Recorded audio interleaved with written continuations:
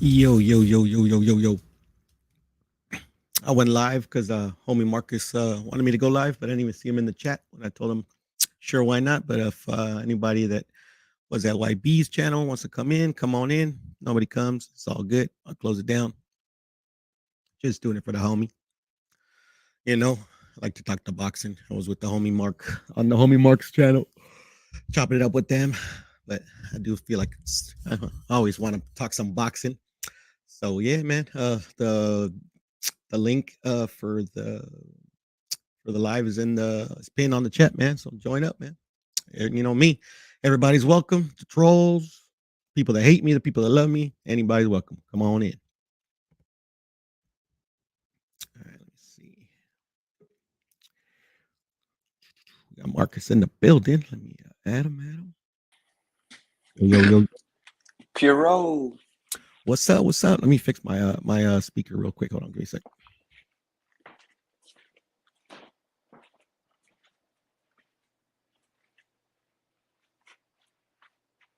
Yo, yo, yo. Can you hear me? Yeah, I can hear you just fine. All right, cool. Ready to go. What up? What up, Marcus? Fucking YB fell asleep or what?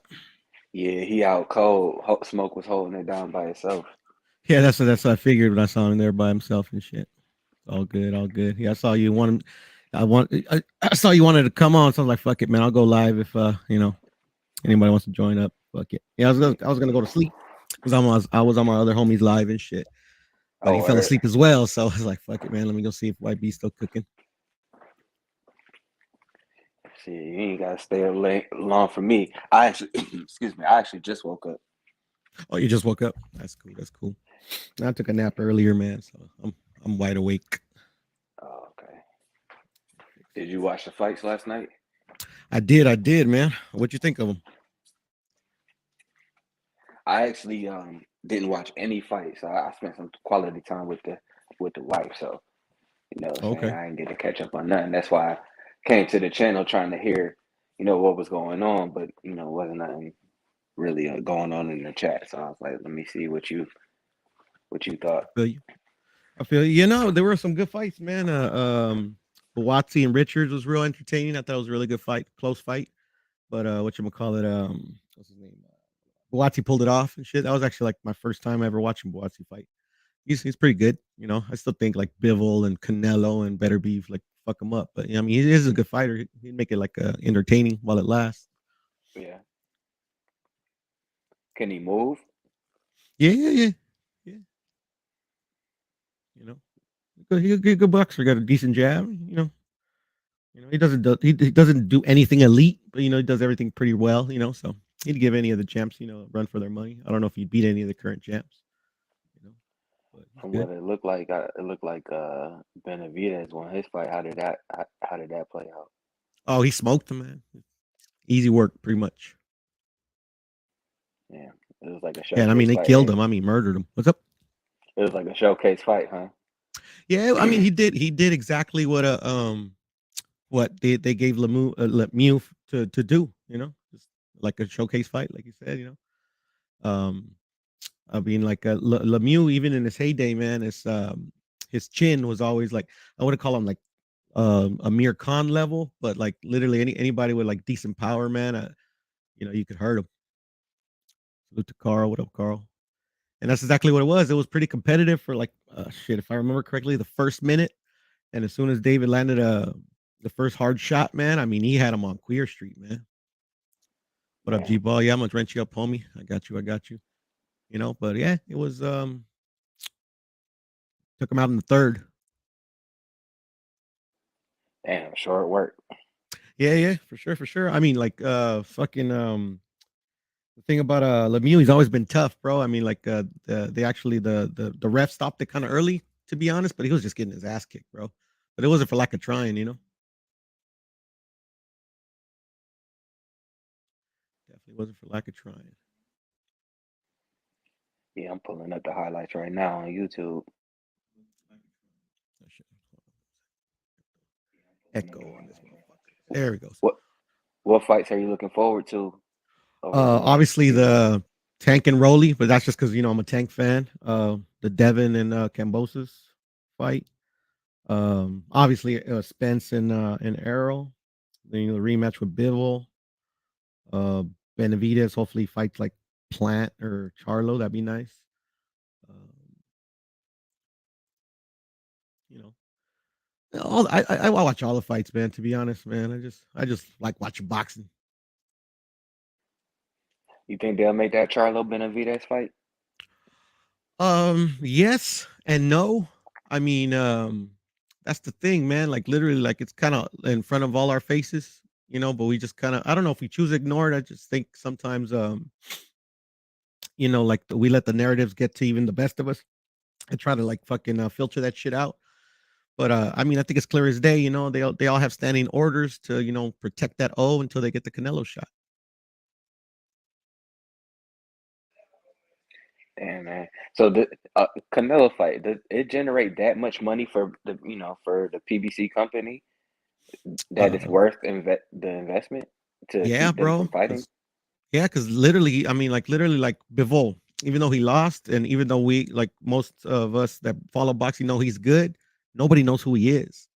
So, like literally, like any fighter that can literally sell on his name alone on a pay per view, I mean, yeah, it generates money, and especially if they put anybody with any kind of fucking name attached to it, it's just like guaranteed money in the bank. Yeah, yeah, I feel you. So that's why they It throw feel all this like they money out at him. that's true, but I mean, it feel like they currently losing money, waiting for money that may not come. Yeah, I agree with that assessment.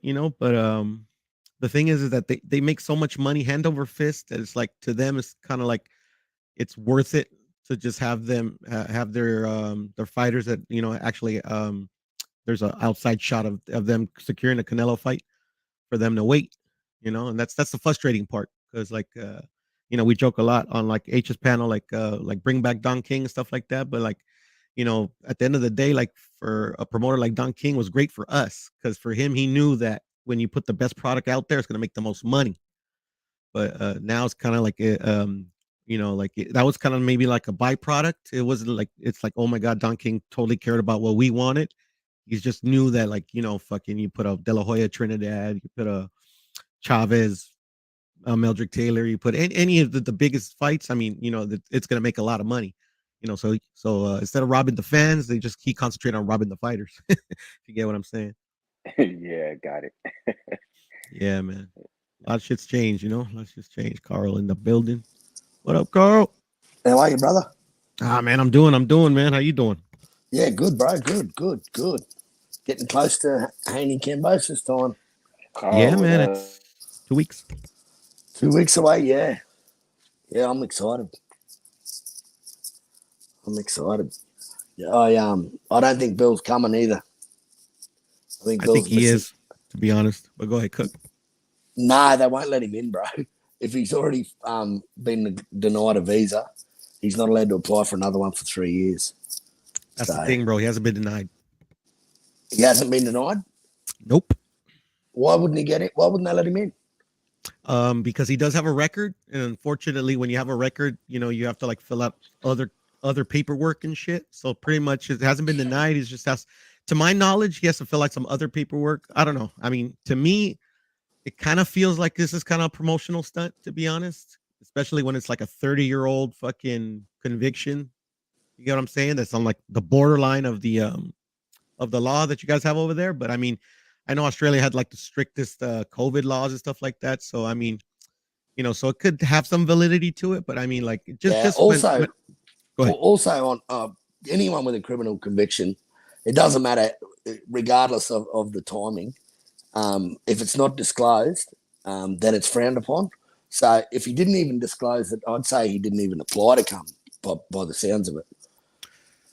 Yeah, maybe Well, maybe. because if he's refused entry, mate. Like there's no if buts or maybes. Like I don't agree with it, but I've had friends who aren't from other countries that can't come over because of their criminal record. I've got friends that have been deported because they're New Zealand born and they've had criminal convictions in Australia and they got deported back to their country, so not allowed back. So we do have pretty stringent, and it's crazy because we're actually a country that was founded on convicts. So Yeah. I was over there at Mark's. You saw me over there. We're cooking a little bit about that. You know how the Yep. irony. You know that it's kind of like a yeah, former penal colony for the UK and shit. yeah, all the bread thieves. Yeah, and and then they're crazy with their laws, bro. Australia's got some of the maddest visa laws around for a country of its size. Yeah, they've had even stars like Novak Djokovic was denied entry for the Australian Open because he didn't declare that he had COVID 2 weeks prior to flying. So They were saying that too. Yeah, I remember. one of the laws, was about COVID, and because he lied on his application, he's not allowed to apply for another visa for another 3 years. So he won't play an Australian Open for 3 years, which is a shame because he's the best in the world. Facts. And he could have broke the record, I heard too. Yeah, he won that tournament. Yeah. And Australia had to deny him because of all the people that have had their families locked out of Australia, that have had to, endure the 550 odd days of lockdown. There would have been hell to pay. There would have been riots in the streets if they had let him in. I hear you.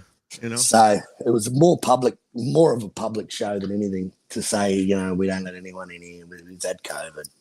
So it doesn't matter if you're Australia's number one. I hear you. So you guys aren't that much of hypocrites like we are over here and shit, right? Oh no, we're still hypocrites. Oh yeah, just a little more subtly and shit. Don't make no mistake, Bureau. We're fucking hypocritical as fuck. Yeah, no, any government, right? Yeah. We just got a new prime minister today, bro, and fucking this dude looks like Pigeon. He's a shout out to Pigeon, man. Shout out to the homie. Man, he's crazy.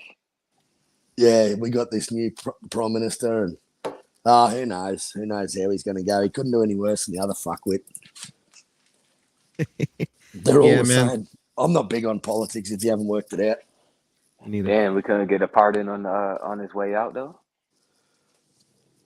Well, yeah. Who knows? We don't tend to chase our former president, prime ministers like America does. America tries impeaching everyone, don't they? At one point, yeah, and then when it suits, when it's to their best benefit, they'll do it. Yeah. Of course, it's got to be. They got to have the right target audience, don't they?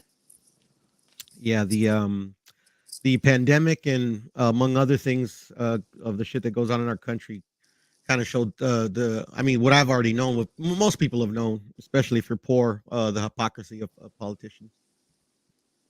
Oh yeah, facts. Well, this guy that's prime minister now, he come from social housing. His mother was a single mother on the pension, so they did it pretty tough, So if anything, he should give breaks to the needy, But they never do. They brag on about how they come from the streets and fucking this, that, and the other. Then they get put up in Kirribilli House, which is like it's our White House, so to speak.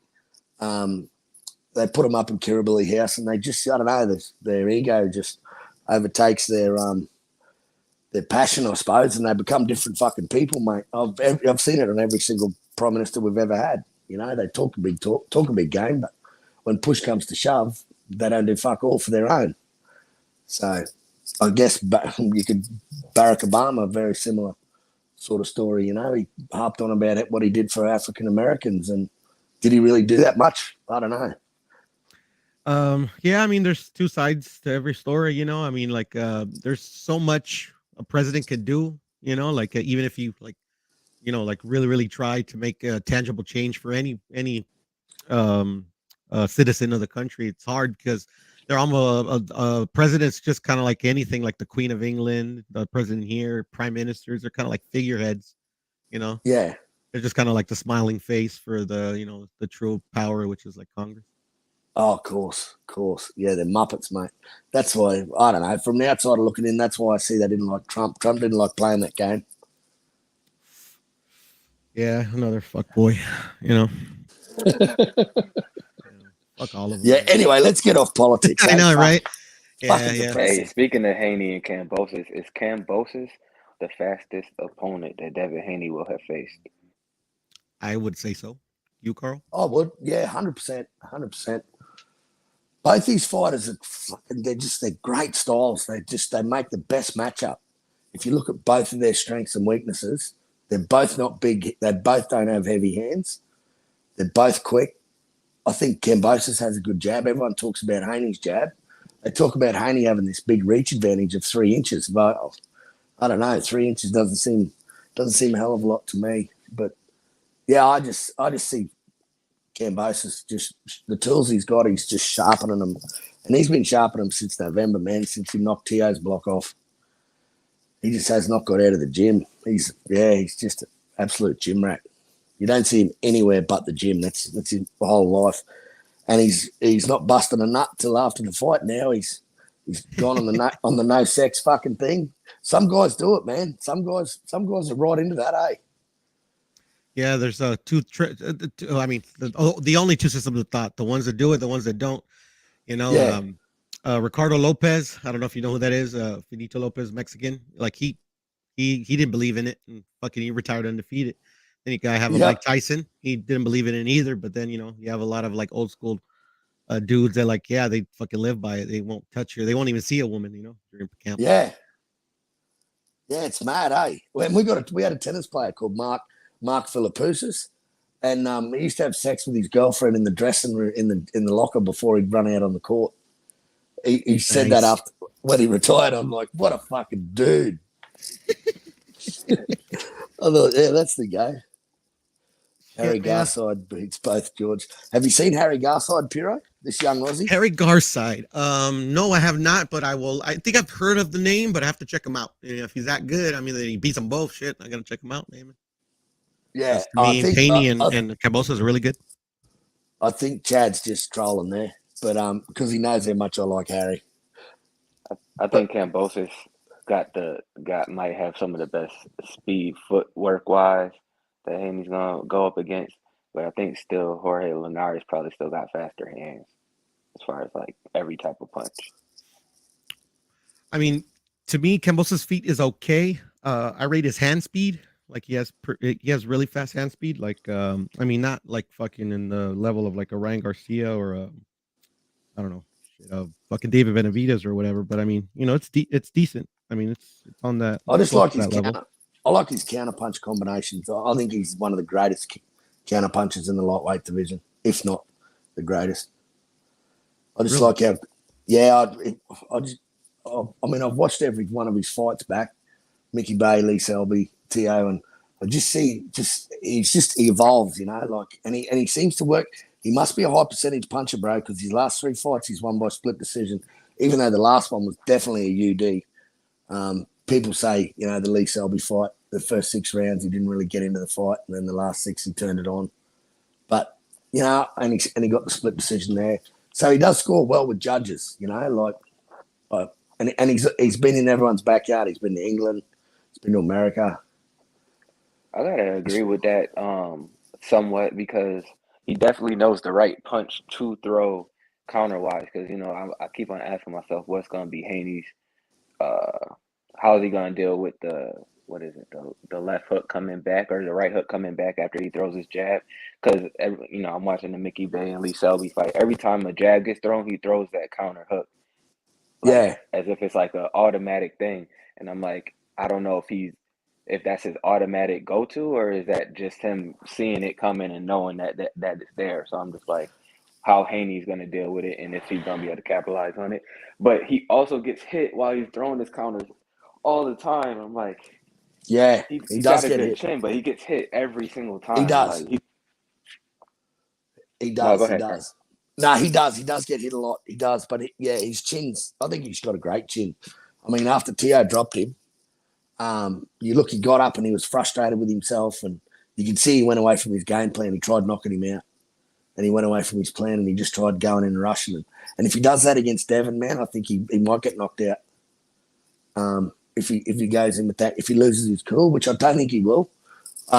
This is going to be the biggest stage he's ever fought on. And he's got a point to prove, man. He's been harping on about these belts are for Australia and for Greece. They're not his belts; they're Australia's. And yeah, I love the dude, man.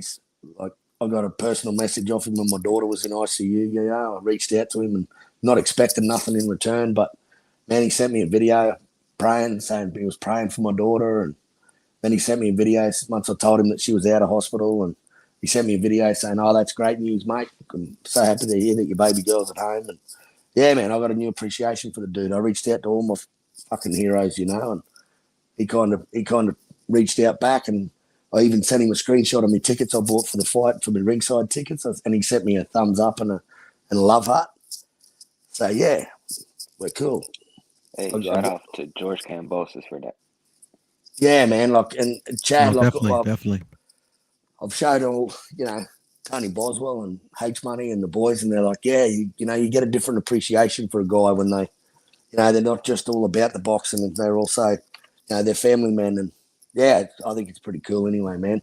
Kind of elevated him in my stakes, you know, raised that bar even higher. But yeah, man, I think if he laps it all up and soaks it in the atmosphere and doesn't get caught up in the moment, I think he's going to stop Devin, man. I really do. Even though he's not a knockout artist, and you know his next knockout's not far away. I think if he gets in and, you know, if he plays his game and doesn't fall into Devin's game, I think he's right. But if he loses his way, he could get knocked out. You know, the moment it could be, it's a double-edged sword. You know. Yeah, man. To me, it's very simple. Devin stays on the outside. You know, uses those 3 inches. You know, fast combos, like kind of like the first 8 rounds of the Linares fight. You know, I think he stands a good shot. But if he tries to, like, you know, kind of fight like he fought with JoJo, I mean, the hand speed of Kambosos, I think, will tear him up. So, I mean, it'll be interesting how it plays out. Yeah, man. Yeah, it's gonna be good. I mean, it's hard to, you know, both these styles make for a great fight, and it is a 50-50 fight. But at the end of the day, you know what? Boxing is the winner, because it's the first undisputed fight ever in Australia in the history of Australian boxing. It's, you know, it's Devin Haney is going to be the youngest undisputed champion if he wins. So, you know, America's going to have a new hero, bro, if he wins. Yeah. Man, I feel like when I look at George Kambosos, and this is when, you know, when they had that first press conference with Teofimo Lopez, he looks like a star, you know what I mean? And he speaks very well. You know what I mean? Like he definitely doesn't choke under pressure as far as being in the spotlight. You know, he can get his words off. He don't back down. He says the right things. He might be a little bit corny at times, but I mean, he's still growing into it. So if he wins, man, I feel like he could be a pretty big star. And then Devin Haney, he might not be the best with his words, but he's I think that him going to Australia, if he wins undisputed title, he's going to get a lot more experience when it comes to, you know, being in the spotlight, having those conversations, working on that type of stuff. And I could see him being a pretty big star, especially when he's got a country on his back going down to Australia. So, you know, I feel like it's a lot on the line for both of them, and for you know, somebody being an ambassador for the sport. So that's pretty cool to me. I think they're both great men. Haney's not an idiot. You know, Haney doesn't get out and, you know, go take drugs and do what we do. Hey, Piro, he's a good man. Yeah, no, he's a boxer, bro. I mean, like, he's ain't the 80s no more, you know.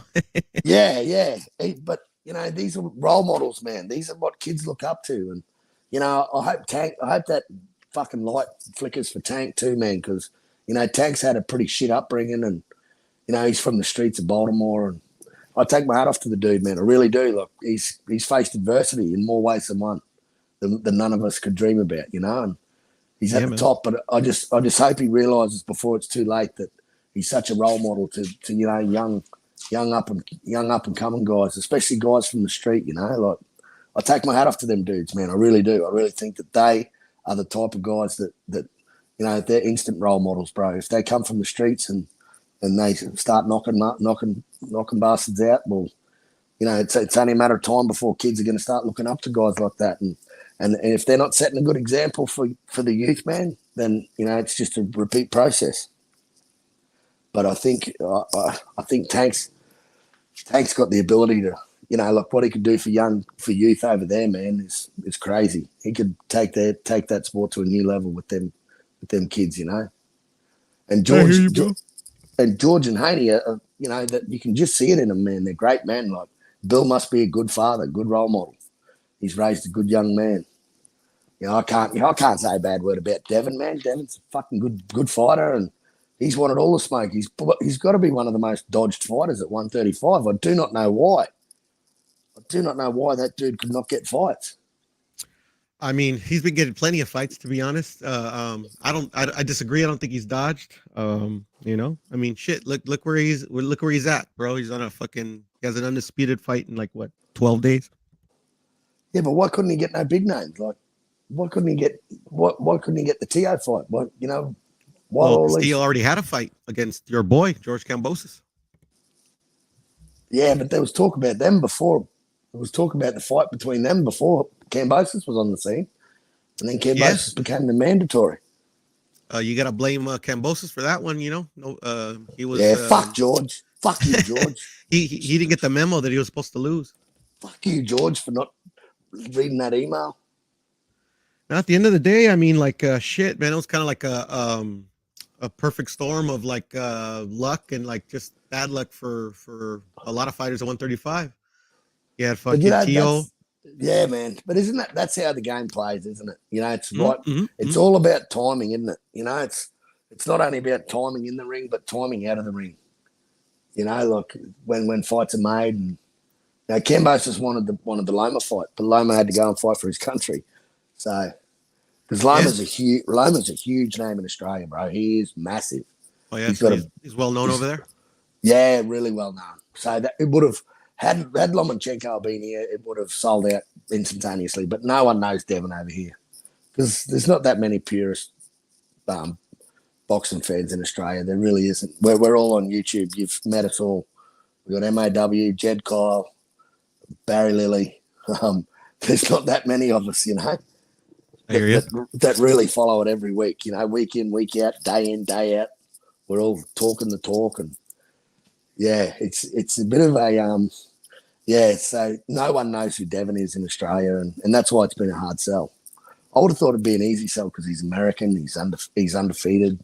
Like to me, it makes perfect sense. But yeah, not to the casual, That they look for the big names, the names that have been in big wars. So That's interesting. I mean, I looked at a lot of the data that Google puts out and stuff like that, and obviously Kambosos has a surge in search traffic and stuff like that, but Haney and Loma's data was pretty on par, and Loma beats pretty much everyone else outside of Australia, but not really in Australia.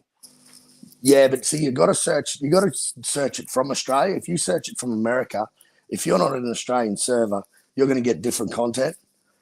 See, we get different content over here. Like it's like ours is monitored, if you know what I mean. Like we're like a little China. They like to monitor everything we're watching, and they'll be monitoring you guys too. But your laws would just be a lot more relaxed than what ours are over here, man. So yeah, if you do a Google search in Australia, and if I did a Google search right now on the same, punched in the exact same, what you type in Google, I'll have different shit come up. Just because that's just how we're monitored, and we're going to get released certain information. But if I set my browser settings to America, then it's a different story. Then I get all your stuff. But not everyone knows to do that, Not everyone knows to when you get your data encryption, like your Nortons. I don't know what brands you guys have over there, but it encrypts all your data. So so it stops hackers and shit like that. That never works. Australia and Russia are in cahoots. No, we're not, man. We've actually cut Russia off. We've our big bad former prime minister said Russia can go get fucked, and Russia's cut us. That's why it feels like $2.20 a litre. Yeah, you guys keep cooking. I'm gonna go get something to drink. I'm thirsty as hell. All right. So how do you see it playing out, bro? How do you see the Kambosos Haney fight? I think Haney's gonna win, but right now I'm studying some of their past fights just to see, some of their tendencies and how they react to certain things. Um, I feel like the jab's going to be very important for Haney, of course. But then, like I said, I'm curious to see how he deals with that counter Yep. left that he throws over the Mm. top. Because he And the catches a overhand lot of right. people with it. Yeah, and Yeah. the overhand right. I don't know if I don't see Haney getting hit with the overhand right, but I've seen him have struggles with that left hook. I mean, Jojo Diaz touched him up with it. Um, Yep. Linares, he threw it, and he didn't hit him hard with it, but it's there, and he's gonna Yeah. have to definitely tighten up, keep that right hand up, obviously. But I don't know, man. I don't really see Kambosos hurting Haney, but it's possible. So if it's a dirty fight, I don't want it to be. I don't want it to be. I want to see a decisive winner. That's really all I care about. Yeah. Yeah, me too. Yeah, I want it to be a clear cut victory. No bullshit from the judges. I want, fair fight. That's all we want. I mean, even people leaving that arena after Jeff Horn fought Manny Pacquiao, like, no one felt Jeff Horn won that fight. And I'm just so glad that he fought Bud and Bud worked him out Hmm really I'm still quickly. curious to see who's going to be the pursuer in this fight. George, I still haven't seen a fight where he's coming forward the whole time. Yep. He's saying that Haney's going to be running, and I'm like, I can't remember the last fight where Devin was really running. You know what I mean? Even moving, like he's On the been back standing foot. in. Yeah, he's been Yeah. uncharacteristically standing in the middle, staying in the pocket, trying to put on a show. And it's like, Yeah. is George Kambosos the guy to make him back up and run? With what tools? You know what I mean? It's curious to see how that plays out for me. So One thing I noticed with George is his speed, how faster he's gotten with his hands. You watch the Mickey Bay fight, you watch the Lee Selby fight, and you watch the hmm Tiafimo fight. Every one of those fights, he's just evolved, and his timing's better. He's got his, he seems to, I don't know, he seems to work fighters out quicker. Like you watch that Lee Selby fight, he didn't really get going until the sixth round, and then by round six, he sort of worked him out. But that Tio fight, he worked him out in round one, had him worked out straight away. yeah, yeah. Tio came in with that head, with the Mexican style, and and didn't really have a plan. He just thought he was going to, Kambosos was just a bum who was just he was just going to be a stepping stone for him. The thing I like the most about George Kambosos is that man will throw no matter what. You know what I mean? Like he knows he's Yeah, gonna get hit, but he's letting his hands go for sure. So I don't know if yeah, that's gonna be a benefit to him against somebody who can place their punches a little bit better and has a little bit better timing. But yeah, I've like I said, like you said, actually, it's worked out for him in the past, especially like I look at that Mickey Bay fight as a stylistic similarity between Haney and Mickey Bay, just because they train together and have some certain tendencies. And he yeah, caught Mickey Bay with that hook every single time he threw that jab. It was just like, yeah, what are you doing? Like you don't see it coming, and I don't know if he actually saw it coming or not. So yeah, that's yeah. why I'm like, what's gonna happen? But he definitely lets them hands go, and I like it because it makes for an entertaining fight. But it's like, is it gonna get him put to sleep? Who knows? Yeah, well, let's see. Hey, let's see who's got the pillow fist. Both of their last knockouts were in 2019. Yep, If you look on BoxRec, they haven't knocked anyone out for 3 years. So exactly. that they're both not knockout specialists, but they're both technical fighters, bro. And they both, I see Devin as a very similar style. When I say similar style, as in reading the opponent, I see Devin gets his work in quick. He doesn't take 3 or 4 rounds to get in and work out, put the pieces of the puzzle together and work out, oh, yeah, he's coming in with that jab. I'm going to get that left hook, like hmm he seems to read people quick, which George does too, which is going to make for a great fight from round one. I see it being a real technical fight, and Mm-hmm. I don't know. I just see George catching him and Devin going into, I don't know, like into recovery mode. Like I don't know. I just think George is going to seize the moment, bro. He's riding this Sparta wave. He's riding it till the cows come home. And he don't care. He don't want no tune-up fights, man. He's after this fight, it's gonna, if he wins, he'll take on the next big name, whoever. Is it Tank? Whoever. He couldn't care less. He'll take anyone. He fears no man. And Hey, I that's what I feel you, but and it sounds good, but the information just came out. They sent an offer to Jamel Herring trying to get him to come to Australia just in case Devin Haney didn't take that offer.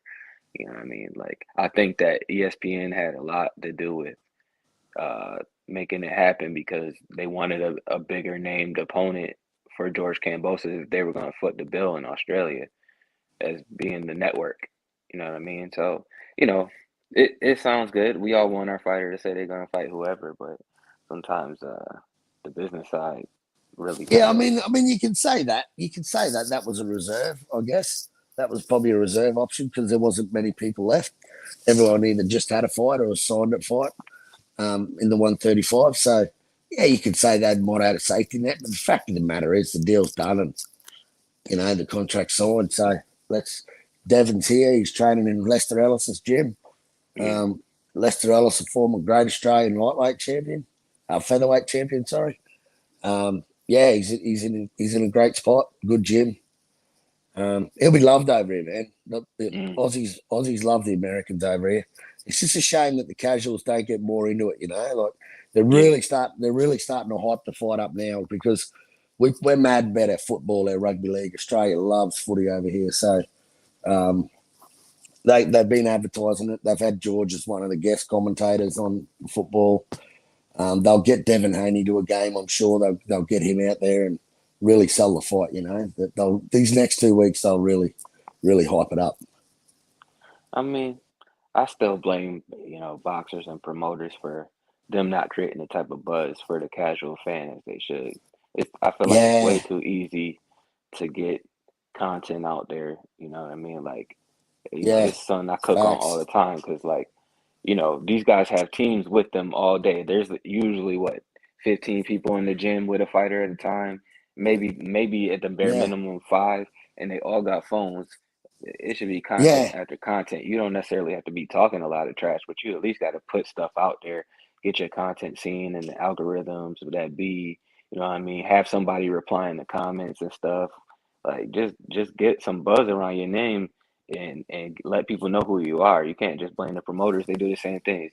They'll send you to a game maybe. They might get you an interview on the main platform and then, they do a press conference. Like there's yeah. that's pretty standard stuff. Like how do you expect to get a new fan?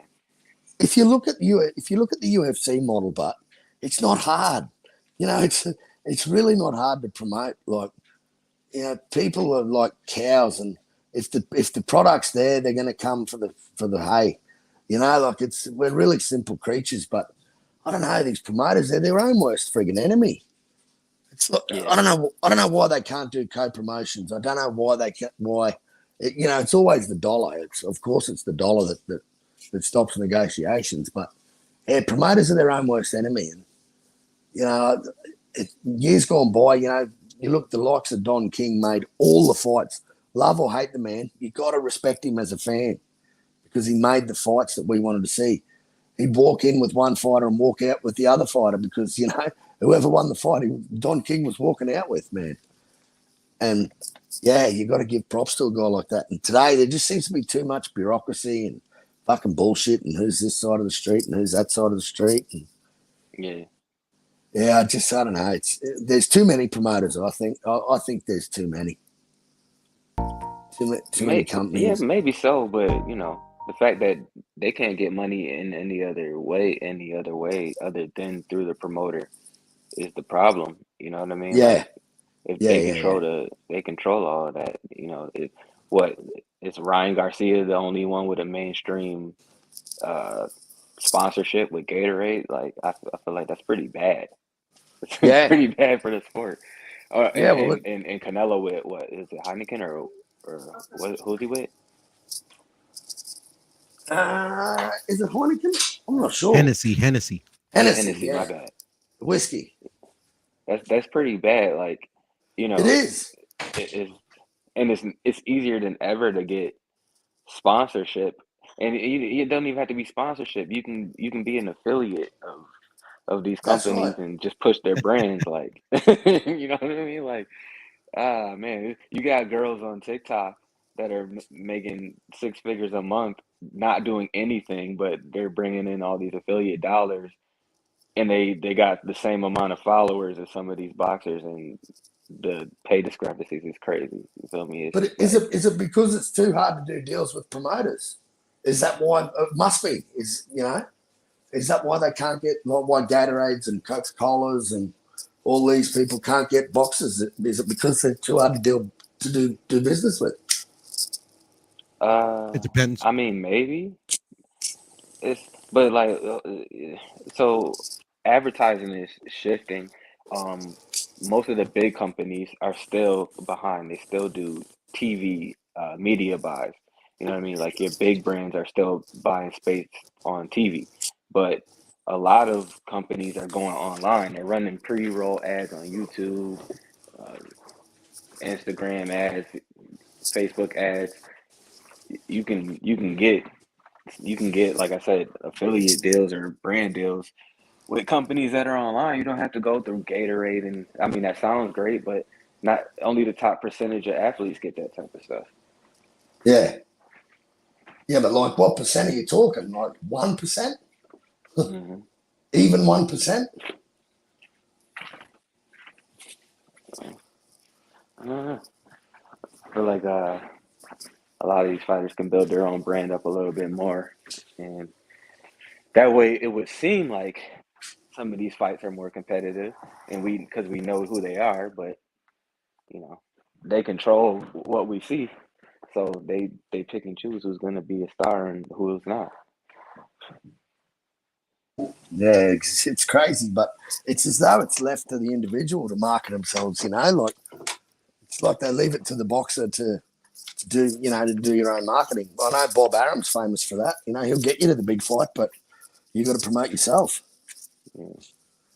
Well, maybe I feel like Bob Arum is actually, and it's hard for me. It's actually surprising to me. He's actually doing a pretty good job, seeing what he's doing with Devin Haney so far, and he's only been there for like what, a month. Yeah, well, yeah, and then on the other hand, you can look at Bud Crawford. Yeah, You know, like, I mean he's it's, been on ESPN twice already. They had yeah, the online presser. yeah. It's It got seems like, a lot of content coming out already. It's just like, it looks yeah. like they're doing better than the zone already. So it's just like, I Oh, don't know. Design's buried, man. Yeah. Design's a sinking ship. Like, everyone's jumping off the sinking ship. I don't know. Yeah, I think with Canelo losing, I think it's, I think the ship's, I think everyone's like, people are treading water, man. Because, I mean, they backflipped on their deal too. They said that once you buy the app, you don't pay pay-per-view. That was their model. But, you pay a monthly subscription and you don't pay for pay-per-views. You get all the fights for free under your subscription. And Hmm. then they went and changed it with Canelo because they got fucking greedy. Because they only got 800,000 subscribers in the US, where they thought they'd have fucking millions. But no Yeah. one liked that model. And it's cheap as it's only $2.99 a month over here. I can't whinge about it because I get good fights. Like, I still get the you get one a month out of DAZN. But I think the PBC's made the best cards this year, bro. I think the PBC's, and I'm the first one that was guilty of saying that their cards were trash and all their fights were cherry picks. But man, I think the Spence Ugas card, I think that was a great card. Yeah. So I think they make great cards. This George Kambosos Haney card is fucking trash. It is terrible. Even for Australia. Yeah, it's terrible. It's fucking Mm. terrible. There's Lucas Brown, a heavyweight, got knocked out by a retired footballer. He'll be knocked out in the first round. by this young South Sea Islander fella. The Maloney brothers, they're probably the pick of the Aussie fights. And they're borderline. They're not bad fighters, but they're not world beaters. That's a good Australian. They're good for an undercard fight, but that's it. Like out of the 12 fights before the Devin George fight, they're just shit. You can see where the money's gone there. Like it's definitely those two boys, and I think the rest of the fighters get the hot dog sale money. Yeah, because I mean Lucas Brown's a terrible, terrible fighter. If you watch any history on him, he's trash. Like he shouldn't even put a pair of gloves on. I reckon I'd bash him. damn. And I'm 44 years of age. Damn. But yeah. Anyway, brothers, I'm going to get off here. I'm going to get to bed. It's 11 o'clock at night here, and I've got to work in the morning. So thanks for having me on, Brother Puro. And no problem, Carl, man. Get some rest, brother. Good chopping it up. Anytime, man. Yeah, man. Now I'm subbed up, bro. When you go live, I'll be here. Yeah, I never go live, bro. Like literally every time I've gone live is to like just to fuck around and test some of this shit out, or somebody asked me to go live because H falls asleep, and in this case Beans fell asleep. So I never go live. I don't produce any content, bro. I just I do it for the homies. Yeah, it's cool. It's cool. Good on you. Yeah, well I'm here anyway, bro. So I've got somewhere to go. For sure, Carl. Yeah, good chopping it up, fellas. I'll talk to you next time. Likewise. Peace. Peace, brother. Yeah, man. You think Raleigh got a shot there, Marcus? This upcoming fight? I mean, yeah, but it's a slim chance. I actually hope it's a good fight, man. I like the way that Rolly talked himself into this fight. I like the way he fought himself into the fight. I like the way he's putting on a good show as far as marketing and promoting the fight. He's an entertaining guy, you know what I mean? Like he says some crazy stuff, but I feel like he's doing the best that he can for what he's got. And at the end of the day, you know what I'm saying, he's still putting himself and his life on the line against one of the best finishers in the sport. Yep. I don't know. I support Rolly. I'm not the biggest fan of him, but at the end of the day, I want to see him do well. I want to see him do well in the spotlight. I hear you. I mean, shit. I don't think he deserves it. I fucking respect him, because he gets in there. He is entertaining, talks a lot of shit, bro. But he definitely didn't fight himself into it, bro. To be honest, but I mean, hey, it is what it is, bro. In this sport we call boxing, bro. I hope for a entertaining fight as well, but yeah, I think it's gonna be pretty one-sided, to be honest. What if he stops Tank? I mean, shit. I mean, like literally, yeah. I mean, if he stops Tank, shit. Nah, that's the thing. Like a lot of people give shit for Wilder, like fucking the way kind of like he does. He's not very skilled boxing wise, but one thing he can do is set up his right hand. Like he's an expert at setting that up. Like Rolly can't even set up his power punches, bro. Like literally goes in there winging winging shots and shit and hoping one of them lands, bro. I mean, and unfortunately a fighter like that, bro, I mean, like if he was at least at a Wilder's level of boxing skill where he can at least set up a shot, I'd give him a chance. But since he can't even do that, man, against a fucking boxer like Tank, man, nah, I don't see it. Not even 5% chance I give him. Damn. And what if Tank's hand problems resurface and he's a one-handed fighter again? Yeah, he'll outbox him.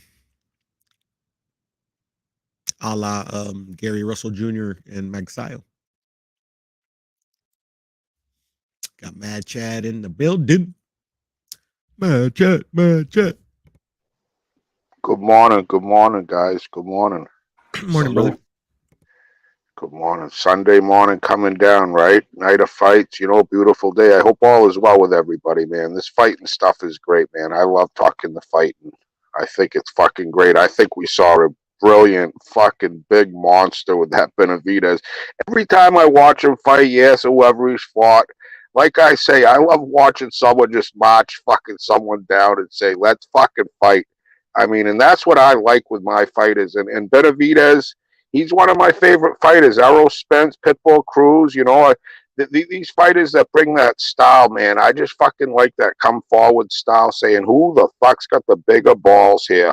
And I'm fucking tougher than you. My hands are more lethal than you. And I don't care I can't get out of the way of you, because I'm going to imply my fucking big fucking killing fucking will upon you. And that's what Benavidez brings, fellas. I want to see him get tested. I want to, he got knocked down with that jab, but that happens with everybody. A little off balance. He got up and destroyed the guy. I want to see him get cut. I want to see him get fucking, a little adversity with the man.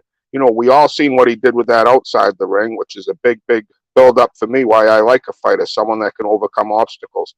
And he's a brilliant fighter, and I don't know how anybody could be a boxing fan and say this man's a problem for anybody at 168. I mean, he made that weight easy. That was as quick and fast as I seen him look. I mean, I think he's only getting better. He's in the prime of his career. He's been doing it for a minute. And I thought it was, yes, against a short fucking Canadian, I get it, but Lemieux had power. People were still telling me, hey, he could catch him, I'm thinking, yeah, a snowball in fucking hell has a chance too, It was just, I said, hopefully this Lemieux doesn't get hurt bad. Hopefully he doesn't leave on a stretcher. And if they didn't stop that fight, that's where that was heading. I mean, Lemieux is busted up. He's pissing blood. He's got a concussion, a broken jaw. His nose is fucking smashed. I think he's probably missing some teeth. That dude took a fucking beat down.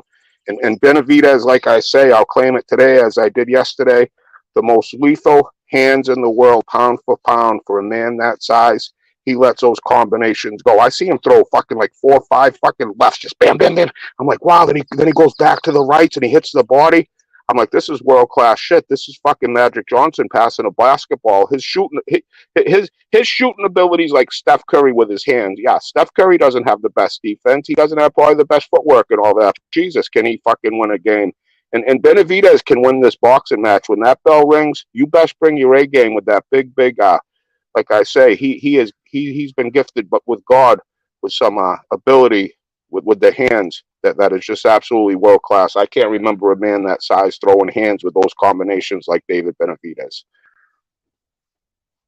Yeah, he's a good fighter, man. He's well on his way. Shit, man. At 168, I think him and Christian and Billy would be interesting because because of his power. I mean, this guy got some power.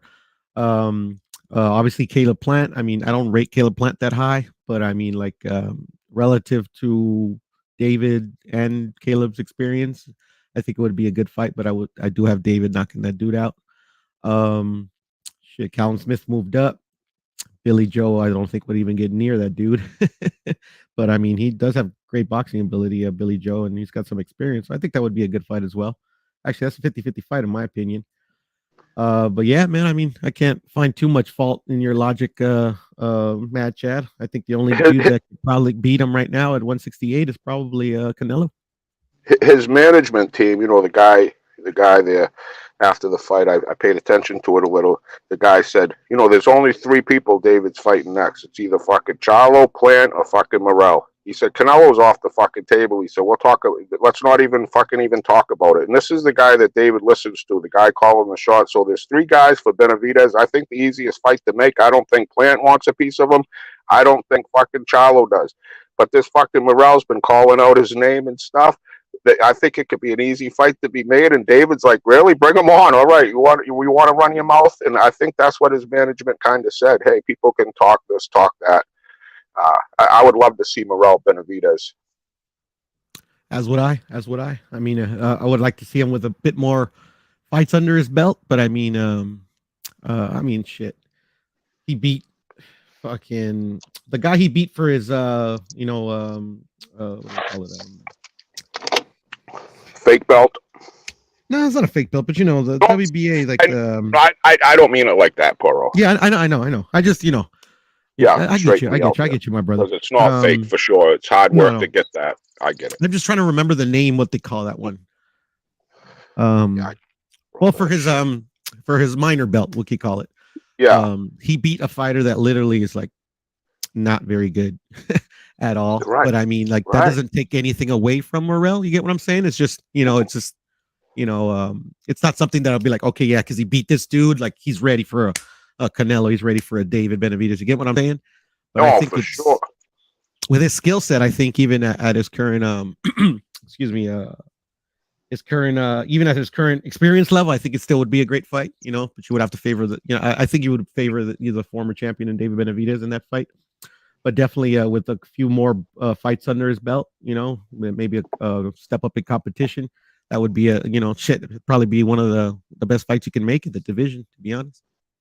And I do appreciate the Benavidez management team just saying, let's not even talk Canelo. He's already got his thing signed, and we're not part of the plans. I just like that honesty. You know what I mean? You still hear people saying, it's like, come on, fellas. We already know the blueprint. He's already signed. It's like, and I like the way Benavidez, and I still hear people talking Benavidez Canelo, and like that fight ain't happening this year. It's just not. And I think it could happen somewhere down the line. But I think Benavidez would absolutely annihilate Caleb Plant. I just think it would be an annihilation. And I think people take away a lot of David Benavidez's footwork. They act like he's a slow plod, and the dude ain't that. He knows how to fight. When he's fighting, he just knows how to control that distance. He only gets more accurate as the fight goes on. He's very skilled with the angles. He's got that cat twitch head. Yes, he's on a line a lot, but he's got some good cat twitch movement there that you can't teach in the gym. He's just a naturally gifted fighter. It's in his DNA, and he's got his mind right. And I think he absolutely blows out everybody. I think the only one that can give him trouble is Canelo, to be honest, at 168. And I feel that would be a monstrous fight. But like we're all saying, it's not in the Benavidez plans, and I don't think it's in the Canelo's plans, the short term plans. And but I can't wait for Benavidez to fight next, man. I just love watching him fight. I know when he fights, you're going to see violence, and that's what I really like about the sport. Yeah, man. I mean, I can't fault you on any of your points that you just made there. To be honest, me personally, I've been saying it since the beginning. I don't think David and Canelo fight at that weight. To be honest, I think they fight at 175. When it would eventually gets made, I would prefer them to fight at 168. Which I don't think it'll happen, but just because David didn't lose the belt in the scales, you get what I'm saying? And if I was Canelo, that kind of like itch at me, that I didn't beat every single champion. You get what I'm saying? Yeah. But at the end of the day, if they fight at 175, it's kind of still the same thing, in my book. I see it where, prior to the weigh-in, there was so much, talk about Benavidez really, having trouble at that weight. Then bam, he came in looking, he didn't even look weight drained. He looked in good shape. He looked in fighting shape. I'm like, wow, he loses a little bit more of that baby Yida fat. I mean, he could go to 160 with the snack regimen. I mean, he came in at 167 like nothing. He said prior to it, he said 2 days before the weigh-in, he said, I'm already at weight. I mean, so the weight issue now for Benavidez, I think, is a thing of the past. I really feel like he's trending up at yes, the people he's fighting is what it is, but just, he was a champion. He fucked up and lost it on the scale and with the coke, and, he's kind of living a radical life there, but now he just seems to really have it in tow, with the little baby up on stage. I get it. The father right there beside him, you could see the emotions with him. They were very proud of what just transpired, and I can't see anybody at 168 touching him. I think he's going to be there for a minute. I don't see him going to 175.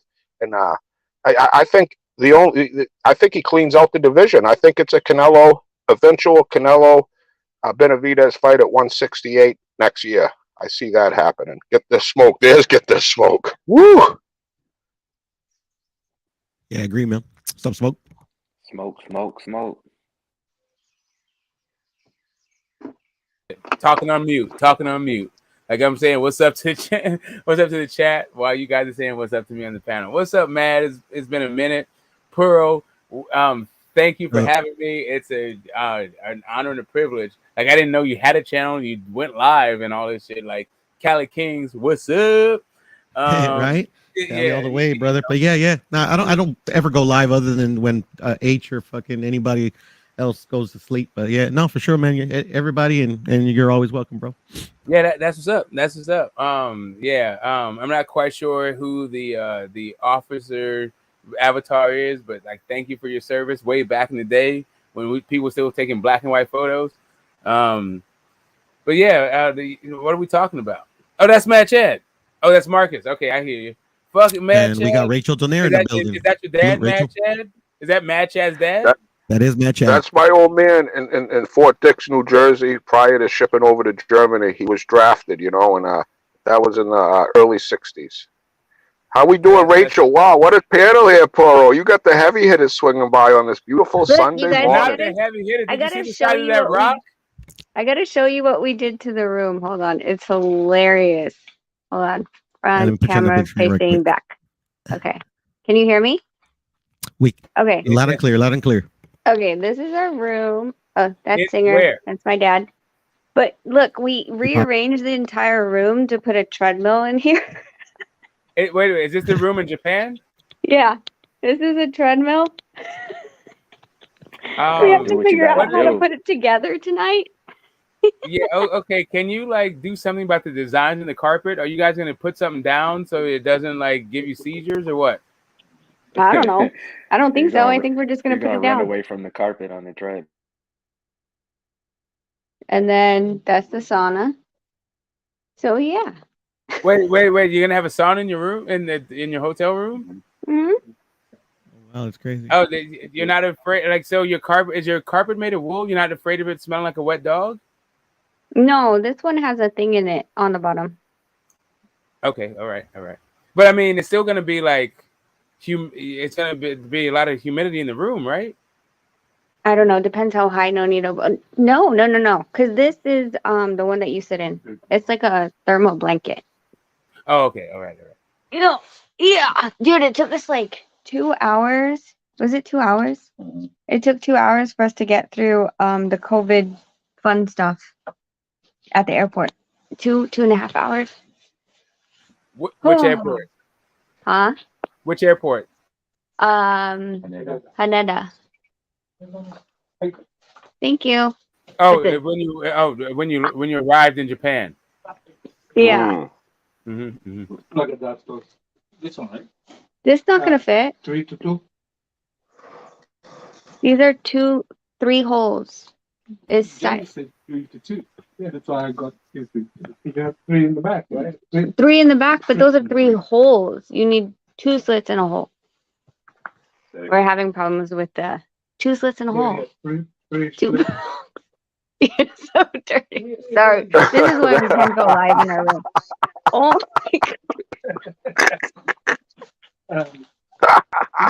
Rachel. my God. Cancel cultured so fast. Yay. I got to this. Oh, thank you. Potato chips. Potato chips that taste like pumpkin? Yeah. You guys, oh no, it tastes like uni. Yeah. That's it. All these weird stuff that we have here. No. She needs the one that, you know. Anyways, guys, I'm gonna turn off my cam. Smoke. So hold on, I'm gonna move to the other one. So what they said So she needs to be able to plug it like was that it's not Lou, it's an Australian local promoter. And I heard it from someone who is working with the quote unquote promoter, to book their flights and all this stuff and the hotels. Yeah. So they've they're like- subcontracted the work for some percentage. No, so my this is my thought, right? Because I just heard this before we left. What I'm assuming, okay, and I gotta find out a little bit more because I kind of just heard it in passing. Is the fact that does Lou have a license to be promoting in Australia? Most likely he doesn't. So what they did is they're using an Australian promoter to put everything together, because if Lou doesn't have a license, then he also can't do the visas for Australia. Correct me if I'm wrong. I'm just kind of putting stuff on the wall right now and thinking. No, right. I get what you're saying. I understand.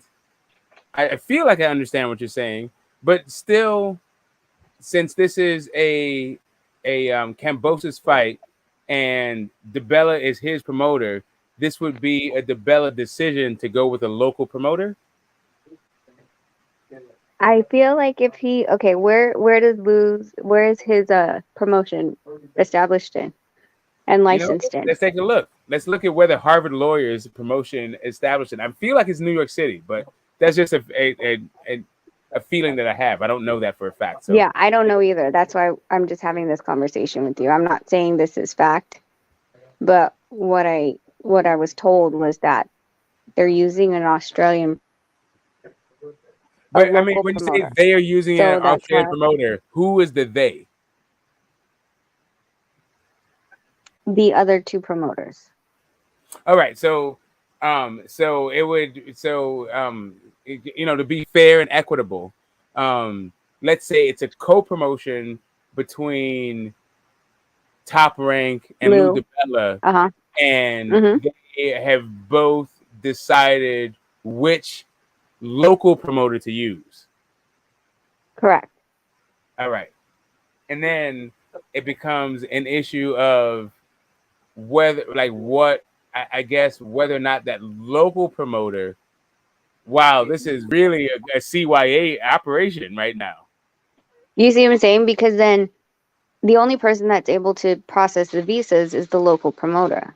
Yeah. I mean, that's the thing is because of my own experience and what you offered to us.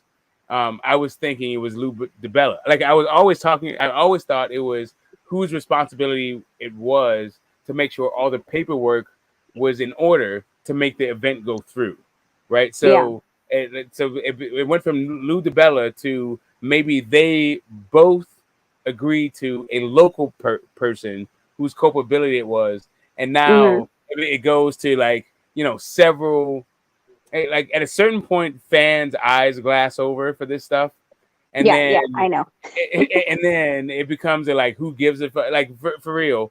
But for process people who are also boxing fans who may be interested in this kind of stuff, it now becomes a little bit Byzantine because where do you place the blame, and a little bit conspiratorial because maybe the local promoter that they both agree to has some kind of arrangement with the Cambosis team that Lou DiBella and Top Rank are not aware of.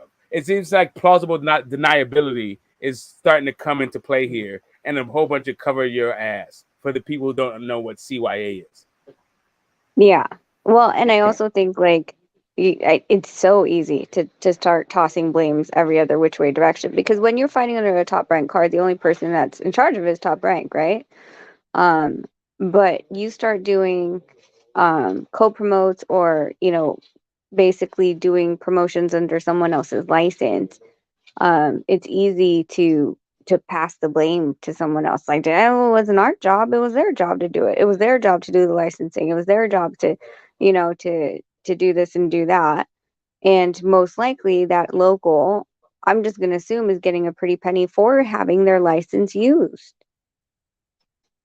They're not going to say anything about the money that's going to be brought into their promotion, whether or not it's not going to be as big as, what Lou and Top Rank it gets. But at the same time, all they're doing is using their license. It's a licensing fee, I am assuming. Wow. So, I mean, yeah. This I mean, but what almost half a century's worth of experience between the two promoters. It's kind of inexcusable still.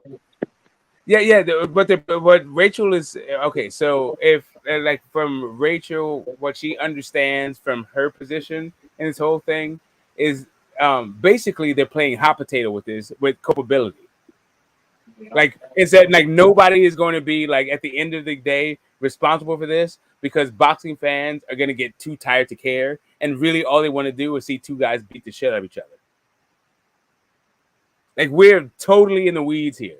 We are so far with several degrees of separation from what a fan's interest really is. We are really Yeah, sorry. This interests me just because I'm in it. So I'm it interests me too. Fans like us, I'm the kind of fan that it totally appreciates all of this stuff, and it can maybe somehow translate it to other fans to the extent, to make them at least like interested to the extent that they should be interested in this stuff, right? It's just kind of like a lot of people feel like boxing is like black and white, heroes and villains, and like trying to figure out who the hero is and who the villain becomes a little bit it becomes murkier it becomes more more murky depending on how deep you go into the process. Oh yeah, yeah. It starts to get very, very murky. So, I mean, that's like I said, like I'm interested in these things because like maneuvering in different countries and commissions and promoters and things like that. When I heard that this weekend, before we left, I heard it Friday night. I was like, wait, what? And he was like, no, they're like they haven't even given me my hotel room yet, like where I'm supposed to stay, because he's like they're basically trying to So bundle who are we talking everything. about? Who's the he in this situation? I don't want to A say person, his name. a boxer. Okay, Yeah, go ahead. Sorry, go ahead. Yeah, gotcha. so just that the bundle, like they want to bundle everything, the flight, the hotel, and everything together, and they're waiting till the last minute to tell him where he's supposed to be staying. And his flight's all messed up. He's had to like change it a bunch of times. And I was like, so is it Lou or Top Rank? And he's like, no, it's the Australian local promoter. I go, wait. I go, this fight's underneath an Australian local promoter. He said, yeah. He said a name, but I don't remember. Because it was so late when I was talking to him. But I'll text him. I don't know if he's up yet. He's in Vegas still, so I'll text him and ask him if he knows what the name of the Australian promoter is. So yeah. Yeah, that would be phenomenal for me. And a certain segment of boxers who are interested in this stuff the way that I am, which is a niche of a niche of a niche. I know. Mrs. Donaire, may I ask a question? Yeah. Okay, so knowing what you know about how everything's being processed with getting Haney there, getting the flights together, the visas and all of that. So when you see a fighter like George Kambosos put out a tweet, pretty much saying it's a shame Devin Haney couldn't make the press conference, do you think that he's aware of what's actually going on and that is the promoters, adding drama and suspense to build up the fight? Or do you think that the fighters don't even know what's going on and they're just talking trash? I think Kambosos knows what's going on, and he knows that, to put up this whole play, basically, like if I can just dig a little, like get that dagger and dig it a little deeper, twist it a little bit more, ridicule him, maybe get him off his game mentally, then why not take that open shot, right? I'm not in a camp that does that. Nonito never does. But it's in this sport it's just way too easy to not take that bait and play that mental game with Haney right now. In the same respect though, there's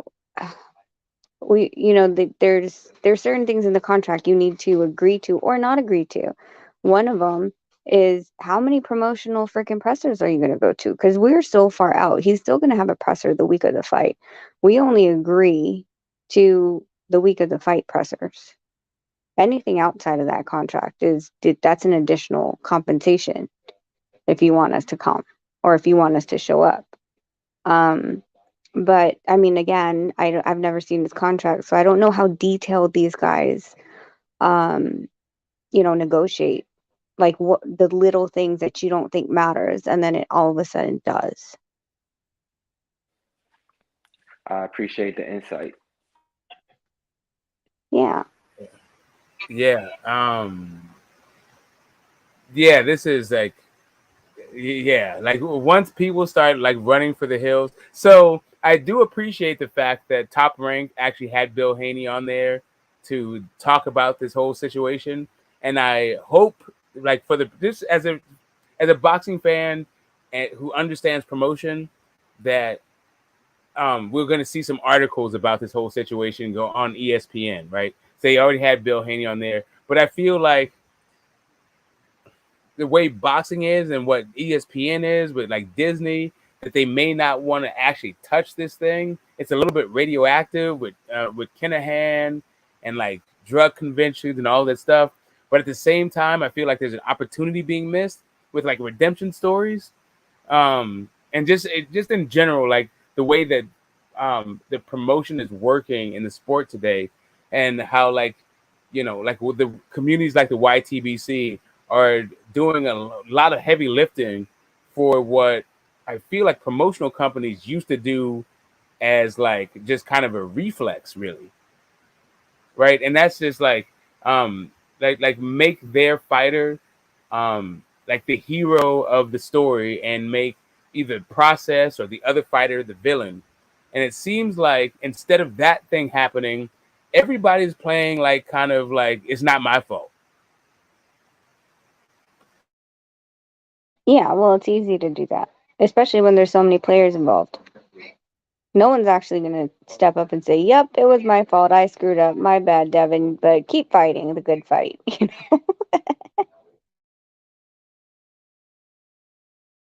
Yeah, at the end of the day, it's like the Mysterio's nobody's fault. Like I really want to meet nobody one day, and like curse that person out because they're the blamed for a whole lot of stuff. Yeah, and especially how big this fight is, and no one's gonna take that on the chin. I don't expect anyone to. So they're just gonna sweep it under the rug, or not make really a comment on it. They'll allow Haney to say what he wants. They can't control what he's gonna say. But I don't see anybody.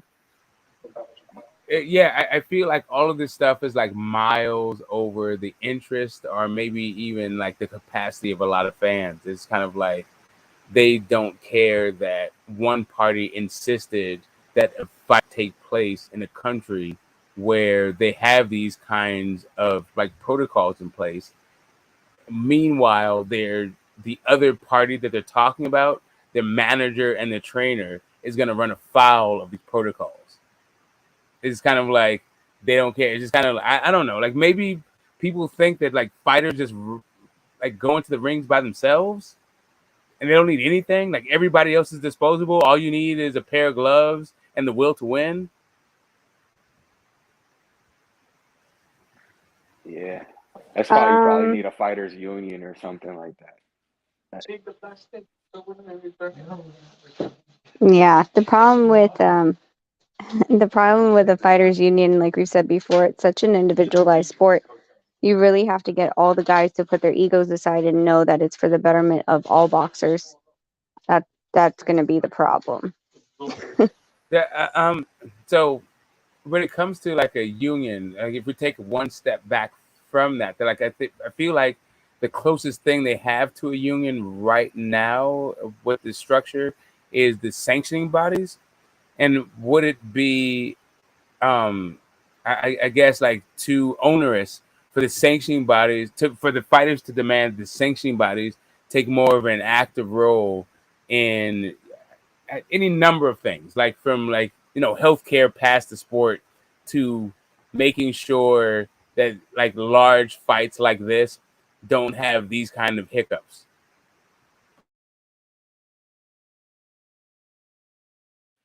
Yeah. Considering there's there's more than four, but the four main sanctioning bodies, that's also going to be difficult. I mean, as it is right now with the ratings and with unifications and undisputed belts and mandatories, it's already. I mean, we're taking the step in the right direction from what I've understood. With mandatories now, when there's a unification or a unification bout and two mandatories. But I mean, I've yet to see that happen. I don't think it's happened yet. But at least a conversation's starting. So it's like you said, this squeakiest wheel is going to get the oil. So if enough boxers are like, no, we need to be protected, people need to help us or whatever, because we always talk about most of these boxers just want to fight. They don't look at their contracts, they don't negotiate them. They only really see their contracts when I'll tell you the two things that boxers ask: who am I fighting and how much am I getting? Besides any of the small little fine print, they don't even bother looking at it. They just sign the paper.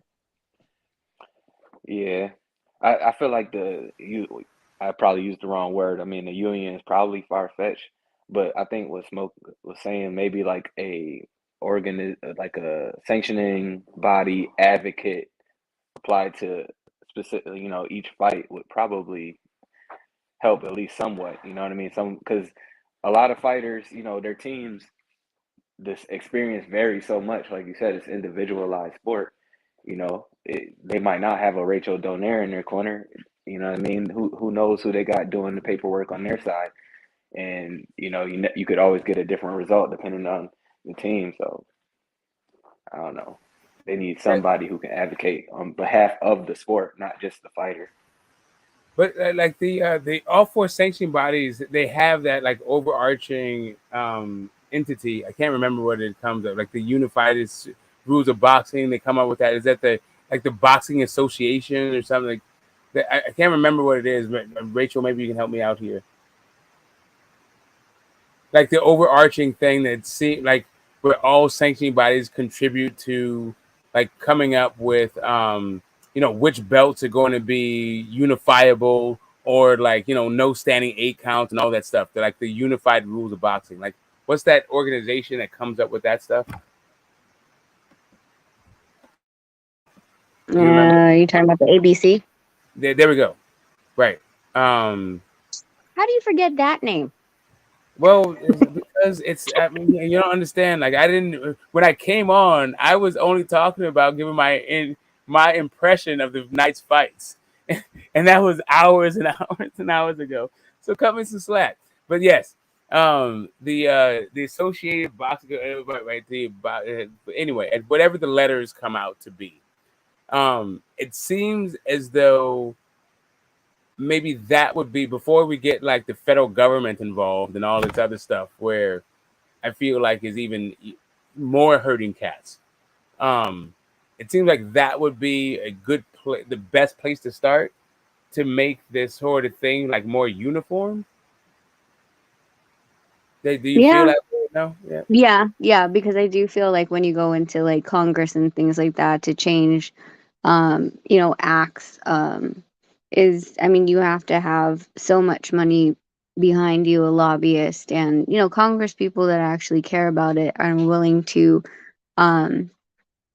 take the time to present it, to really fight for it, and to garner the support around things like that. So yeah, I think the ABC, really taking a stand and creating that before it really has to go into like a really hard-fisted effect where this is law and you guys have to abide by it, where the whole commission that oversees everything is the one that passes it down. Then everyone has to abide by it unless they're going to go and try to make their own, I don't know, organization or something somewhere else that they can't touch.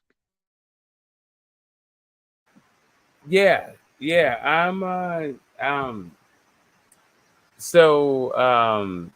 guys are in Japan. It's not not for your first time, and the fight date is what, less than 2 weeks away. It's like Look what we just opened. We have to figure out how to put this together. When you say we, who's the we? Finger, he's one of our security, my dad, and then is Masa going to try to help with the treadmill? I don't know. Wait, what if the instructions are in Japanese? You don't need instructions for a treadmill. Yes, you do. We're going to be in so much trouble. Oh, Smoke, there is a thingy that this mat goes underneath the treadmill. Uh-huh.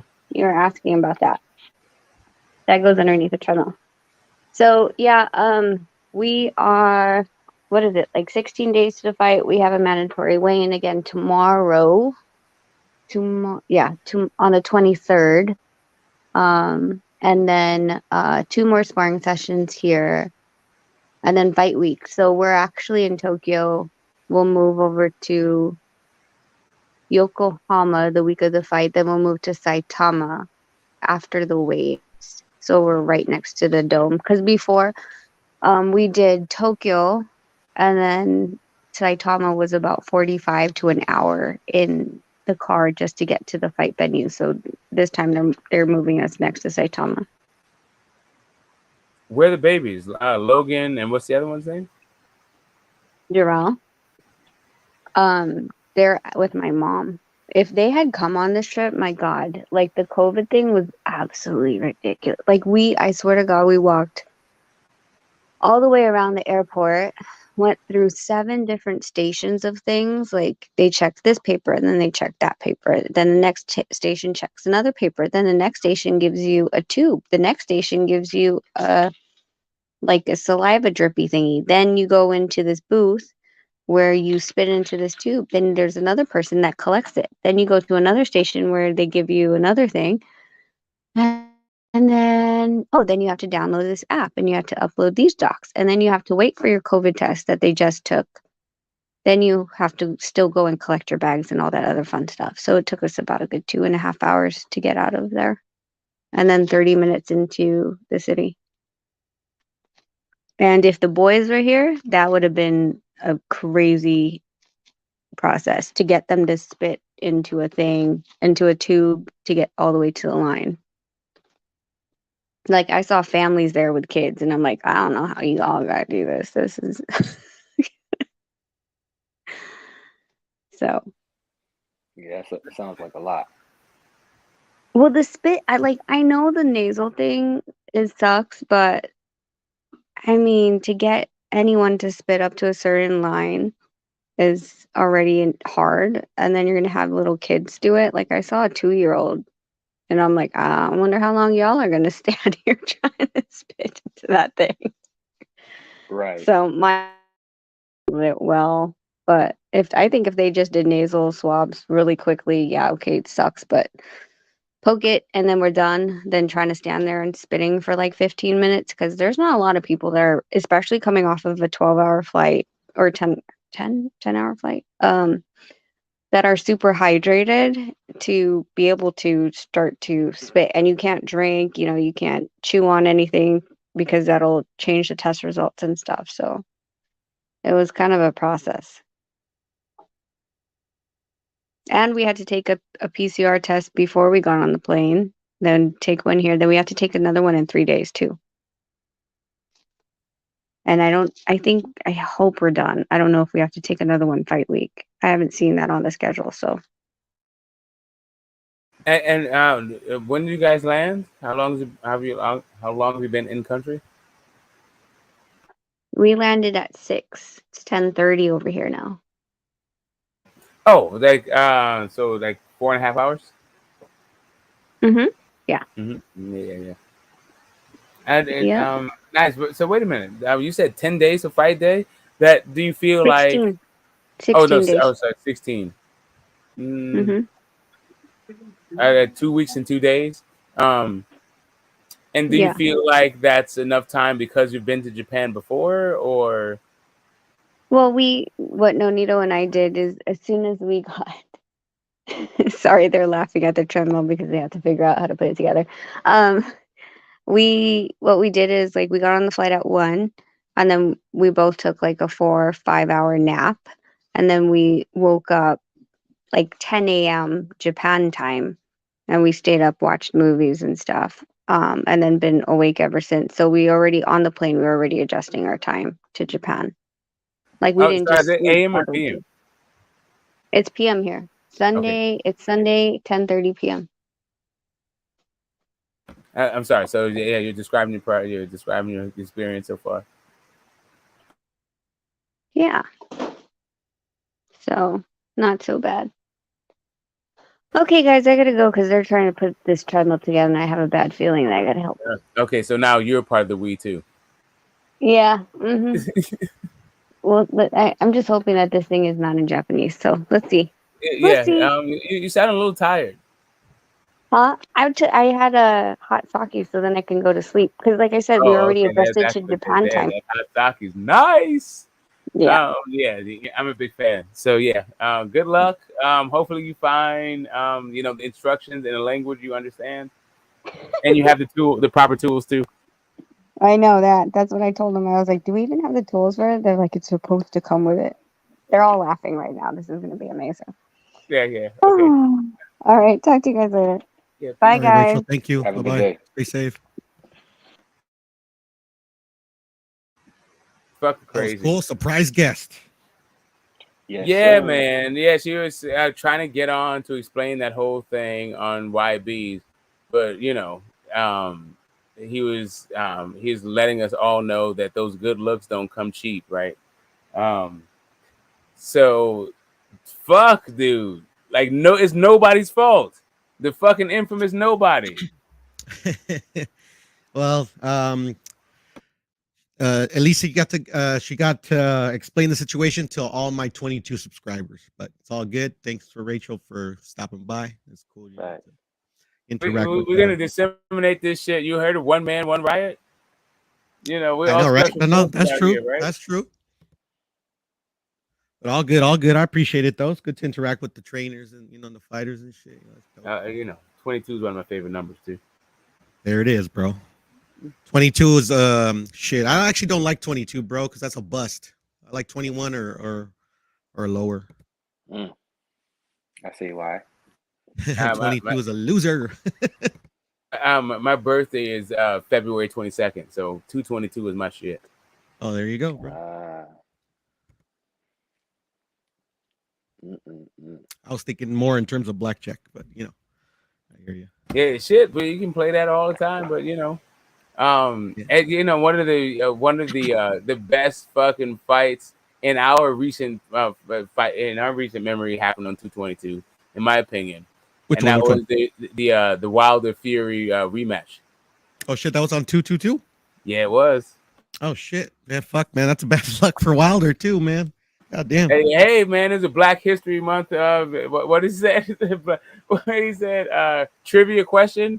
A Black History Month trivia question. Right? Yeah. Like, who got their ass whooped? What American boxer got their ass kicked on 222? No, it was actually February 22nd, 2020 too. Oh shit! I'm sorry. 2020 also, shit. Not 2022, but 2020 also. In addition to all crazy though. Yeah, that's nuts. Because I mean, 2 is usually like a fucking lucky number, man. And I remember I went to go watch the Shakur Valdez fight, and I remember I did my traditional bet where I put $5 on black and I won, and then my room number was 2222, and I'm like, oh shit, man, I have a feeling. Next thing you know, fucking Valdez loses, and I'm like, well, that fucking killed that fucking superstition.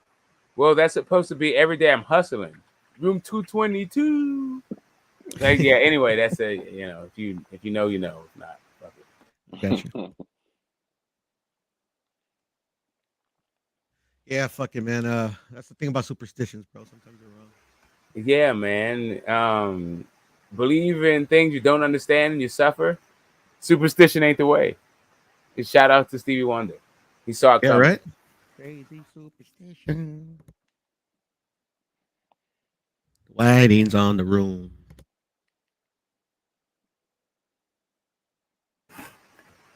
Seven years of bad luck. Anyway, yeah, we're gonna. Okay, man, I can't carry 2 in a basket. Neither can I, bro. But I like to sing. But yeah, I can't fucking sing. Oh, man, people are already upset about my boxing takes. If I start singing, dude, I'll get hacked. Start losing subscribers, man. Shit, man. I really don't care. That's already a given. Like, that might happen anyway. I'm just saying, like, people might show up to your job. Right? Fucking with a gun and shit. Yeah, man. So what do you guys think of the fights that happened this weekend? I think they were good, man. I was entertained. I thought they were all fucking entertaining, to be honest. Yeah, I'm not in on Gomez. Like, I'm skeptical. I'm not a believer in Gomez. I'm not actually even a believer in Benavidez. Actually, you know what? Now that I think about it, I'm skeptical about all these motherfucking fights that came out this weekend. I don't know what Nunes is about. I don't know whoever the hell it was that just beat fucking Jamel Herring is about. I don't really know what Janabek is about, or Ganabek, whatever the fuck this dude's name is. I don't really know what Benavidez is about. Like all this shit was we had some fights. Yeah, I feel the same way. I'm actually overly skeptical and not convinced of every single fighter that they hype up way too much. I'm just saying, like all of these performances. Like, what am I supposed to think of Benavidez beating up Lemieux and stopping him in the round that I thought he was going to stop him in, and beat him up in the way that I thought he was going to beat him up in? Exactly what you just said. Just he did what he was supposed to. No, this is finally a panel who I can Had to learn. talk in because I was on the other panel after the fight and I had to leave. So many people hopping up Benavidez for beating a washed middleweight. Inactive, Man, it's you crazy. forgot inactive in there. Yeah, that was saying he dog walks. I mean, they can think he dogs walk Canelo, but why would you say that off of that performance? I mean, who he beat, Lemieux. You know, I think Canelo beats Benavidez. I'm more hyped for the fight now because now more fans want to see it.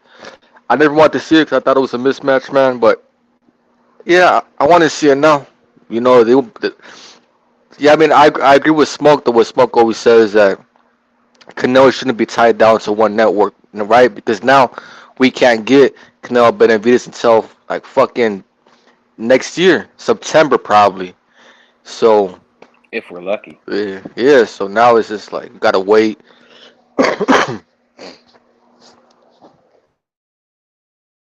Do you think Canelo will keep up his pace of 3 to 4 fights a year right now for another couple of years?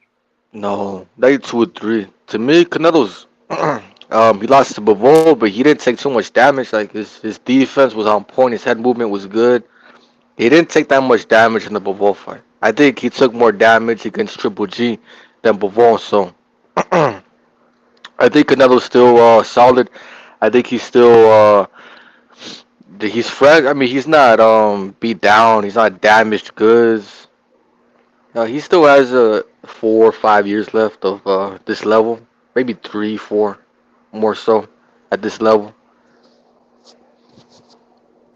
Yeah, man. People I got Canelo beating Benavidez, and the only thing the only reservation I have is the fact that Canelo came in early in the fight throwing a whole bunch of fucking power shots, which makes me think he didn't really train right for this fucking fight. But it really makes me think that maybe the money has finally got to him and he's rather like, breed alpacas or some shit, whatever the fuck. And that like boxing is not the priority that it once was in his life. But if boxing is still like a passion of his and he's going to put that shit first, not just hang out in the gym, but like fixate on what it takes to get a W when he's at the gym, then Benavidez, I don't see how Benavidez is supposed to trouble fucking Canelo. The thing that troubles Canelo, in my opinion, is a real good fucking jab and fast hands and fast feet. And maybe and technical proficiency. So David Benavidez is okay when it comes to technical proficiency, but I still feel like he squares up and he throws a bunch of arm punches. When it comes to fast feet, he certainly doesn't fucking have that. His hands are okay speed when compared to Canelo. But I don't see how this guy is supposed to outbox Canelo. I just don't get it. He throws a lot of punches, but Canelo slips a bunch of punches. Like Canelo's defense is not like any other defense that David Benavidez has ever come across.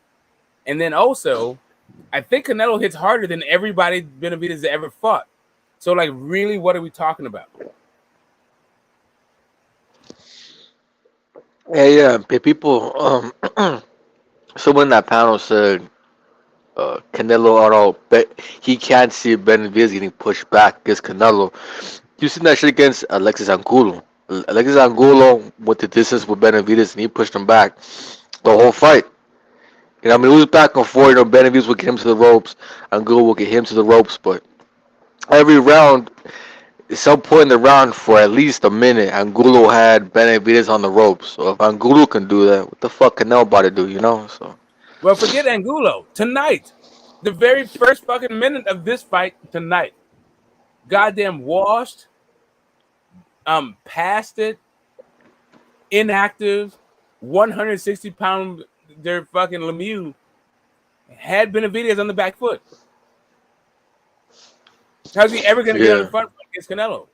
And if he does get on the front foot against Canelo, who in the hell has a shot selection, punch placement, and power of Canelo that would lead anybody to conclude that it's a foregone, like it's already, it's imminent.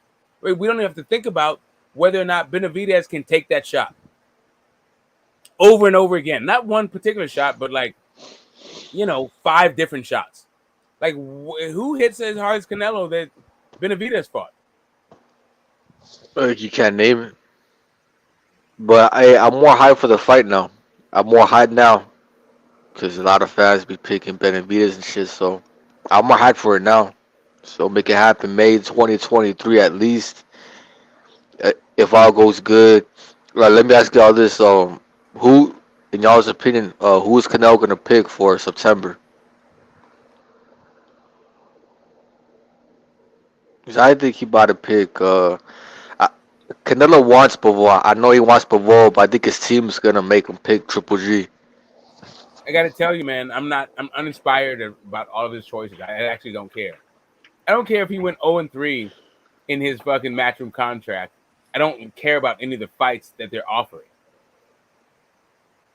If he went 3-0 or 0-3, 2-1, whatever fucking combination, I just don't care. Like all of these fights are not totally uninspiring.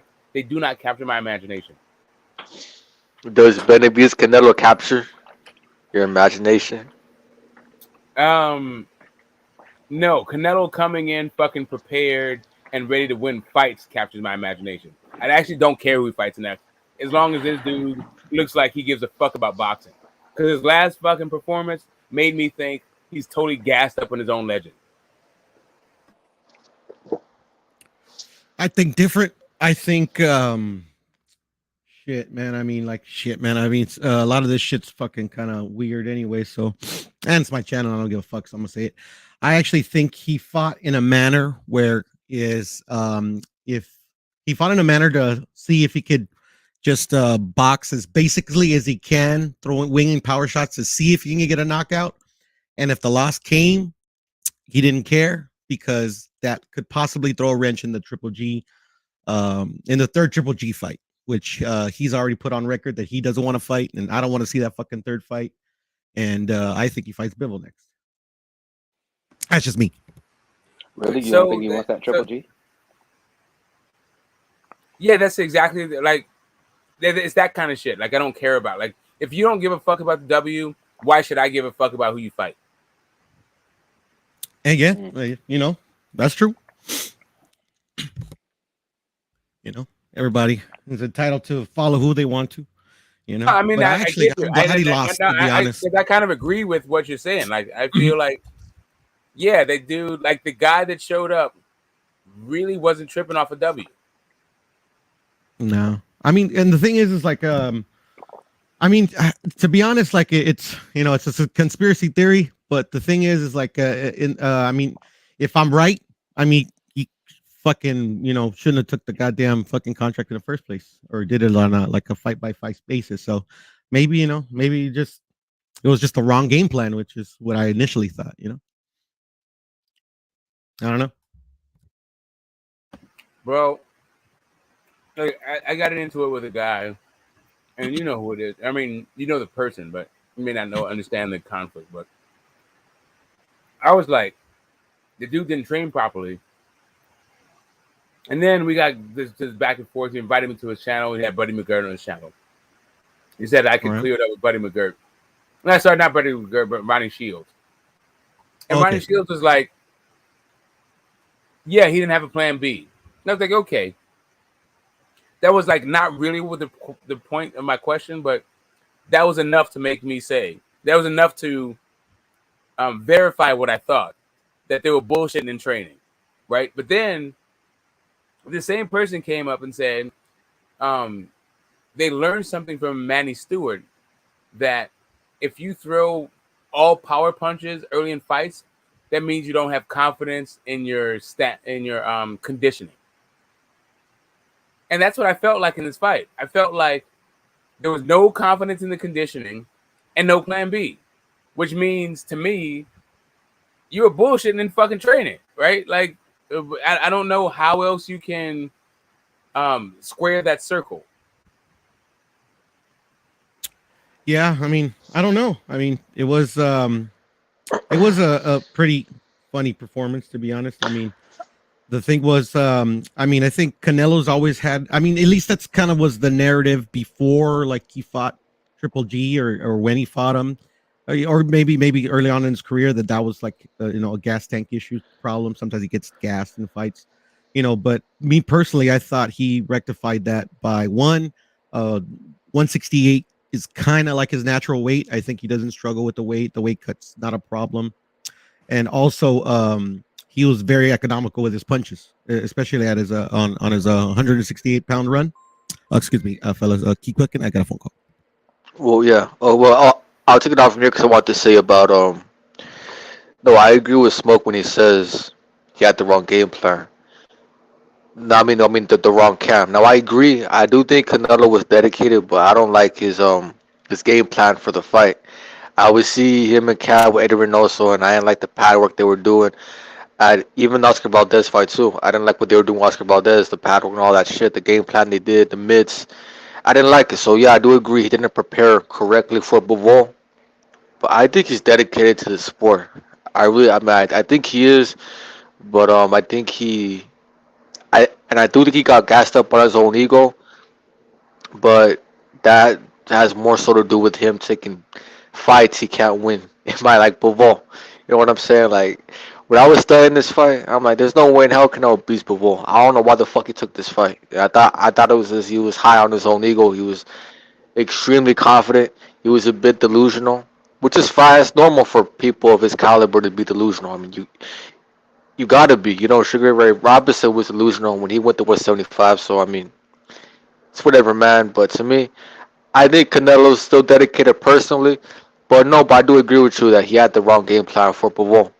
The wrong game plan. Like I can't ever see Canelo beating Bivol. But I'll say this though: I think if he comes with the right game plan, it'll make it a very, very close fight.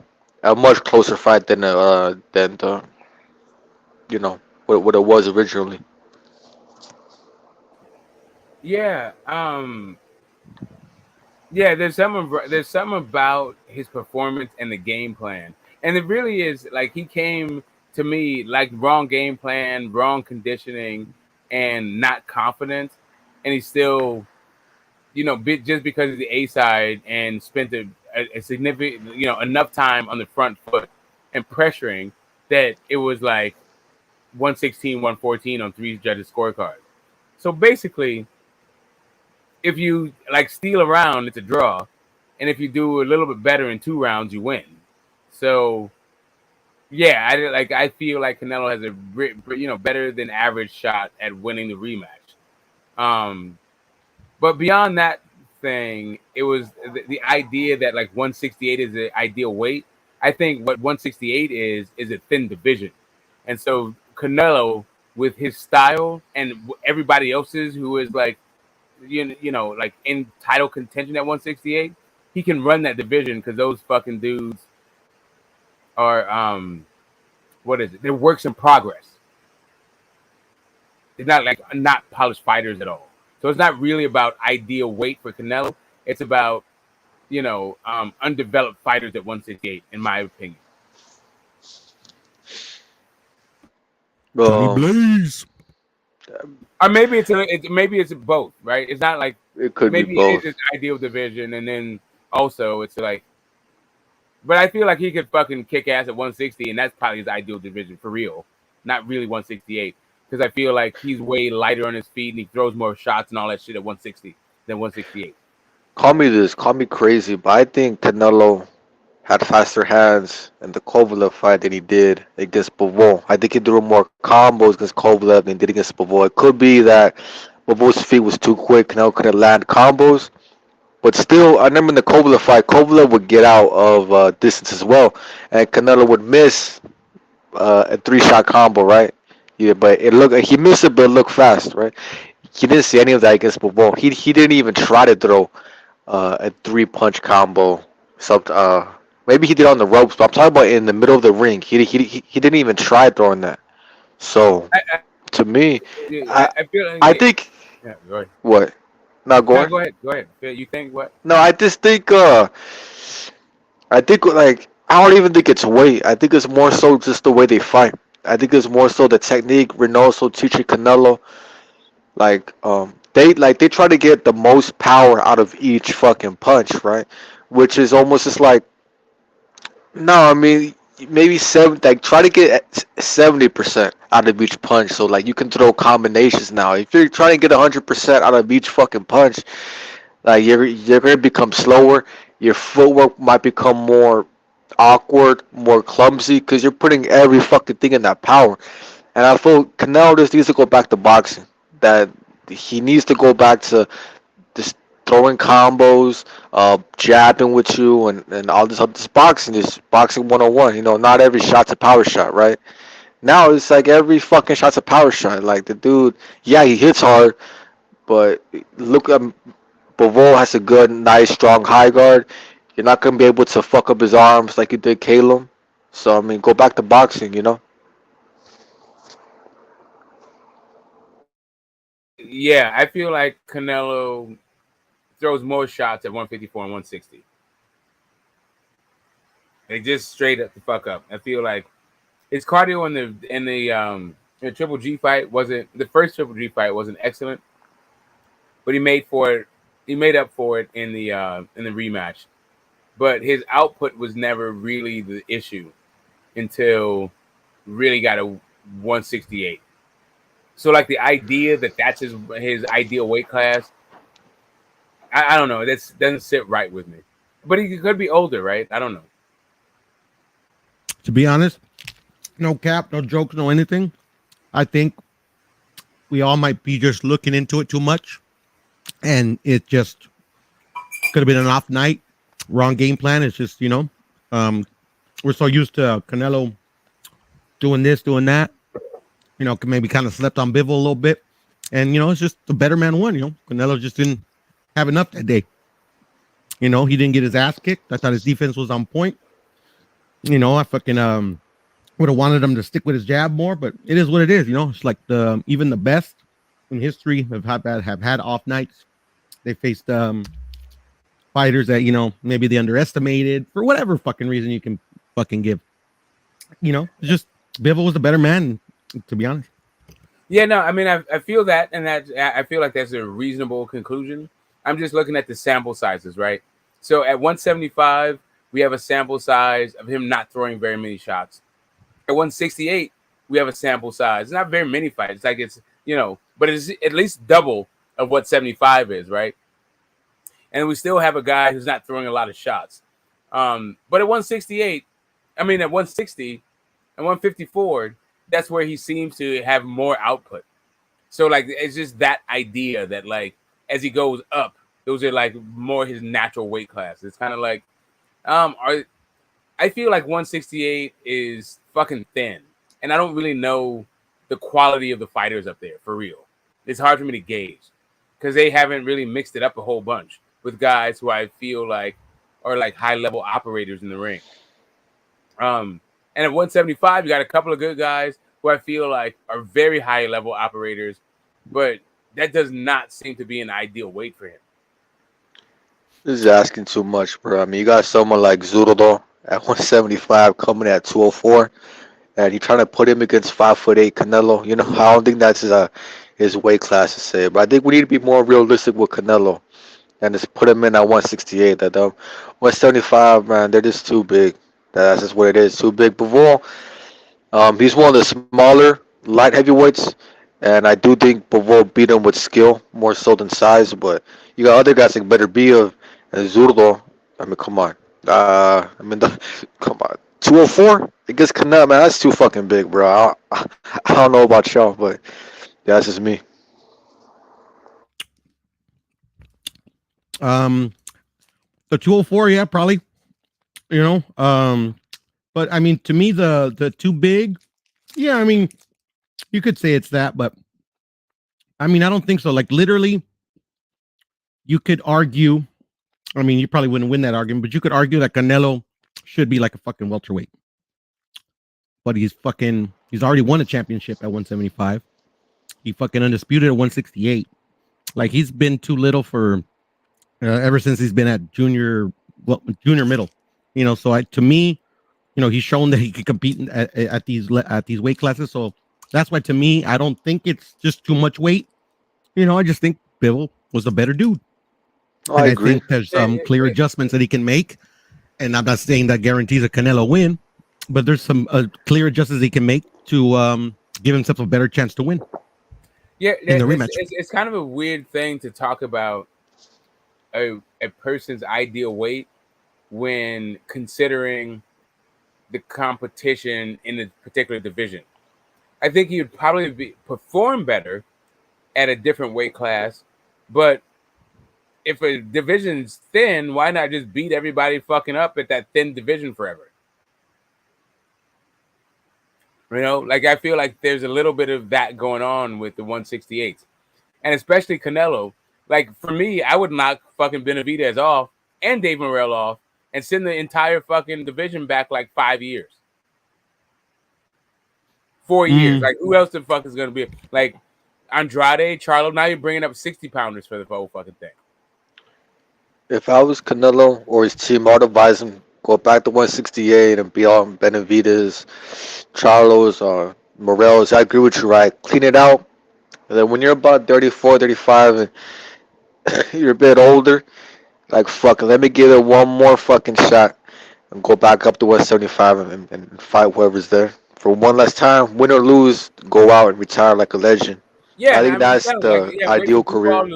Wait for B-Ball to lose a step or some other shit. Fight for a vacant with some dude you can beat. You can become a 2-time and light heavyweight champion, whatever. Fuck.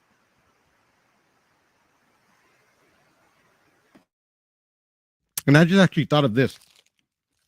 To be honest, I don't think there's anybody in the YTBC or anybody alive, for that matter, that's ever seen a boxer do what he's doing. And not saying moving up the weight classes, but just kind of like a small boxer competing at a high level, by the way, at like maybe maybe like 2 or 3 weight classes and his ideal weight. Most of these fighters that have done it are kind of legendary fighters that done it a long time ago. And so like me personally, I don't know if, I mean, this is kind of like was commonplace and just kind of like normal back in those days when they used to do it. So I couldn't tell you beyond the shadow of a doubt, like, oh, this is easy. It's like, that shit don't matter. At the end of the day, me personally, I feel I'm just guessing, like, because it's like, normally. Here's the thing. ATGs have done it like ad nauseum. Like, my whole, like, guys I've seen, my parents have seen, guys my grandparents have seen, right? You go like, past 100 years, this is what ATGs are. This is what they expect from ATGs. The difference is with Canelo is the guys he's doing it with are not ATGs. They're not even fucking Hall of Famers. Some of them are not even like proven fucking fighters. Like, but because we have so many fucking belts and the way you can get belts and all this stuff, it becomes he was just a champion in the division. But like literally, this dude he's becoming undisputed against a guy whose best fight is his most challenging fight is Uzcategui, and his challenge as his defenses as a champion have been like, I think like Mike Lee. I don't remember what that dude's name is for real. Caleb Truax. Yeah, Figgin Butts. Shit like that, bro. Like that ain't gonna cut it. Like if you're gonna start talking about some ATG shit, like Canelo needs to take several steps back. But he is a Hall of Famer, straight the fuck up, easy money. He has fought other Hall of Famers, definitely easy money. So like him being like, if you put him in the top 100, which would make him an all-time great in your mind, like, but I wouldn't be mad at it. But I feel like he's somewhere inside or outside the top 200, which would make him outside the ATG. I'll say, yeah, and I'll say this too. No, I mean, I agree with Budo's take, right? But I do it more so on this era. To me, Canelo is the best fighter of this era. When you talk about resumes and accolades, not sure much skill, but this resumes and accolades, shit, that's just facts. Is Canelo right this era? But as Is he far as from this era though? Canelo, well, what I mean this era, I mean I mean, 2010, here's what I'm saying. 2020s. I'm Well, saying that hold like up. most of his guys. What I mean is that like the guys that he fought, his best guys, with the exception of Triple G, are already in the Hall of Fame. Those dudes have been retired for years to the point that they're in the Hall of fucking Fame. Like, what generation is he really a part of? I think 2010. I think the generation he was in his prime, and he's in his prime right now. So I think this is his generation because he's in his prime. I mean, I know he peaked a bit early too, but I was gonna say this too, right about to me, Canelo. When you talk about all-time greats, it's different eras. You're talking about going up weight classes was normal back in the day for pound stars back in the 1920s. So it's different eras, man. It's different eras. And to me, nobody that was like no boxer that competed after 1990 to me is a top 20, top 15 boxer of all time. Our resumes, and accolades. Pacquiao, Mayweather. I mean, you could put them in there maybe, but they're like the only exception. Pacquiao has that old school resume, and Mayweather too a bit. So apart from that, it's two different fucking eras. It's different eras, bro. I mean, Yeah, 19, but 20, I'm just 30s, saying that 40s, they fought all the time. I'm just Harry saying that Graham like fought like the guys that you're mentioning though fought Canelo. That's what I mean about like what era does he fucking belong in? Like what in era? this Like era. how do you talk about this guy who fought Shane Mosley and Cotto and fucking and Mayweather? Like what fucking era does he belong in? He belongs in this like his era, like But I'm just saying, 2010. like, where would like his era to me goes all the way back to where fucking he beat an fucking Hall of Famer and Shane Mosley. I think when you assess a fighter's era, I think you more so go to his prime. I would say his prime. I think his Yeah, prime but I mean, started how do you at say around like how do you even 25 describe what years old. a guy's prime is? Like there's so a bunch of people say about like the Canelo versus Pacquiao. I'm sorry, Canelo versus Mayweather that he was young. But that young dude was like a unified champ in his weight class that was not very, it's not an old weight class, it's like, early 60s, but it has some fucking killers that fell through that fucking thing. Like 154 is no goddamn joke. And unified guys at 154, that's not that is a special group of people. So I feel like a lot of that whole like he was young and green and not in his prime is a excuse to justify the schooling that he got at an old man Mayweather's hands at that point, right? But for real, like if you just go on accolades, that dude was a unified champion in a killer division. Yeah, And so I agree look, with you. Oh, go ahead. no, no, Canelo. No, I agree with you too. I don't use that excuse too much times with he was green. He was not green. Let's be real about it. Like when Canelo was at his best, it's when his late 20s, man. Right now, even. I mean, not May, but Plant and all them fights. I think his best was the Triple G and Danny Jacobs fights. That to me, that was his best in terms of skill. But I'm talking about this resumes and accolades when he was out doing the most, getting the most belts, fighting, winning the biggest fights like Triple G and the whole 168 run, maybe even Kovalev. To me, that was his peak when you talk about his resume and accolades, and that's what I mean. That was his prime. I mean that's when he was at his best. I mean he was I'm not, cleaning out yeah, divisions. He I'm not wasn't mad. he wasn't cleaning out divisions at 154. I mean he wasn't that guy back then. No, I mean, so I agree with you with the Triple G and the Danny Jacobs being his physical prime and extending that to his run of 168 to be the accolades prime. But like, what is it? Like once you start beating Hall of Famers, I find it hard to like try to squint my eyes and then like just talk about the best of your career. Like I feel like your prime starts then. Like if you don't want that kind of scrutiny, don't fight fucking Hall of Famers. It's context though, it's because he fought those Hall of Famers when they were a bit old. Like No, Cotto was a bit on the older. and that's my entire point. Mosley. Yeah, that's what I mean. It's like And it look, seems like you're trying to build your ATG status off of Hall of Famers that are past their shit, and that's the whole thing about ATG, because like if you take Cotto and Mosley and Mayweather off his fucking resume, it certainly isn't ATG. it's And also certainly with all this no, it's AT, not. let me say this real quick, Los. And to be honest, for me, all this ATG talk to me is premature. Like it's kind of like or the debate of like is Canelo above Julio Cesar Chavez or equal or below or whoever, because he's still active. Like literally, there's still he still has his story to be told.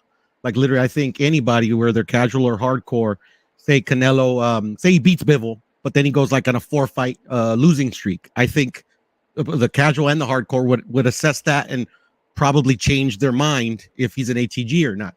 So for me personally, yeah, I like to debate it because I just like talking boxing. But at the end of the day, like to like all-time great status, whether it be North American, worldwide, Mexican, I think it's a debate that can be truly had once his career is said and done. That's just for me. And I agree with that assessment to a large extent. If there was other guys out there for him to fight that I feel like would enhance his legacy, but I just don't. Like he might have some legendary nights, but not like legendary guys, right? Like I feel like the Bivol fight is going to go down in the annals of boxing history. I don't think Bivol will, though. Right? I'll say this, yeah. Like on. it's kind of like, you know, it is what it is. It's just kind of like at this point when it comes to the ATG, like, and listen, to be a top 400 guy means you're in the fucking Hall of Fame, right? So Canelo's at first ballot Hall of Famer, so he's like top 400 off the fucking bat. To me, like ATG is like a top 100, like, so it's kind of like, yeah, like maybe 25% of the Hall of Fame are ATGs kind of shit. And then it becomes about like who you fought, when you fought them, all this other stuff. Like people talk about like Floyd fight, like when he fought guys, but it's also the point where Floyd was when Floyd fought guys. Like it's not like he was a young dude fighting old dudes like Canelo was when he fought fucking Shane Mosley, right? Like he was an older guy himself. And also like guys he climbed in the ring with that were totally Hall of Famers at the time they climbed the ring. I feel like that's a thing. Like if you're a young guy fighting a Hall of Famer, that's a different thing than two Hall of Famers who've already solidified their careers. Like when Mayweather and Pacquiao fought, kind of stuff. You know, like, or if Triple G fights Canelo again. Like those are two Hall of Famers fighting each other at that point. Not but like did this show? No, but this shows you. It shows you the different standards you have from different eras. That's why I said Canelo is the greatest fighter in this era. Yeah, I mean, you can't name any. Maybe this era. Okay, the era is his age. He's 31 years old. So I mean, other fighters are around his age. It's not just him though. Like, when do you say this is now this is when Canelo era starts? You're saying Triple G fight 2017. Yeah, I would say around there. Had to say the last decade, yeah. I'll say around them, and that's when Canelo started to really become the best. Definitely Mayweather Pacquiao era. I mean in his own era. So when you talk about generations, you talk about guys that are around the same age. They're around the same age. So if you compare Canelo to other guys that are in their late 20s and early 30s, right? Who's the one that has the most impressive resume and accolades? It's Canelo. Maybe you can throw in Chalk.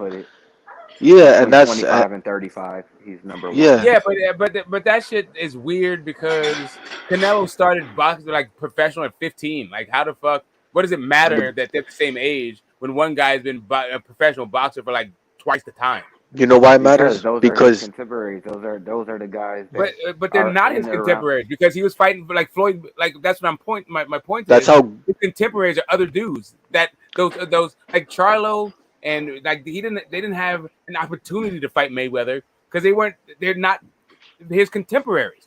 Canelo, they're not like Canelo because Canelo is just different, bro. Because they're literally not his contemporaries. No, yeah, they are, dude. They're both the same They're age. Just not, man. Canelo is just When Canelo was a Canelo champion and Floyd Mayweather was a champion, those other guys were not champions. because they weren't You as know good as why? Canelo Because he back in the started his day. professional career earlier than those guys. And why did he? Because he was that good. Because it's from a completely different boxing culture where you can I start smoke. I think professionally you're earlier. leaving out a pretty significant piece. You know, I definitely understand what you're saying. However, it's very obvious to see that, you know, the PBC side, they're holding back a lot of their fighters from Bro, taking the a risk right PBC now. is like Canelo has been a professional longer than PBC even existed. But that's not It my doesn't even point. matter. Like the PBC is only like 7 It years does old. matter. Like, But it okay, does like not, but it literally does not. It doesn't be for the purposes of the conversation because Canelo was able to fight these champions because he himself was a champion when these other guys were not even in this place to fight champions before the PBC even existed. Like the fact what the fucking PBC does or doesn't do is like it's tangential to this conversation. No, it's not. I mean, you're not even letting us finish the point to even understand Okay, the go point. ahead. Go ahead. Sorry, go ahead. So what the reason why I'm saying it is the guys that we compare, the all-time greats we compare him to, are gone. And the reason why there are not that many around him right now is because they're not putting themselves in that conversation. So, Right, but I'm so saying that.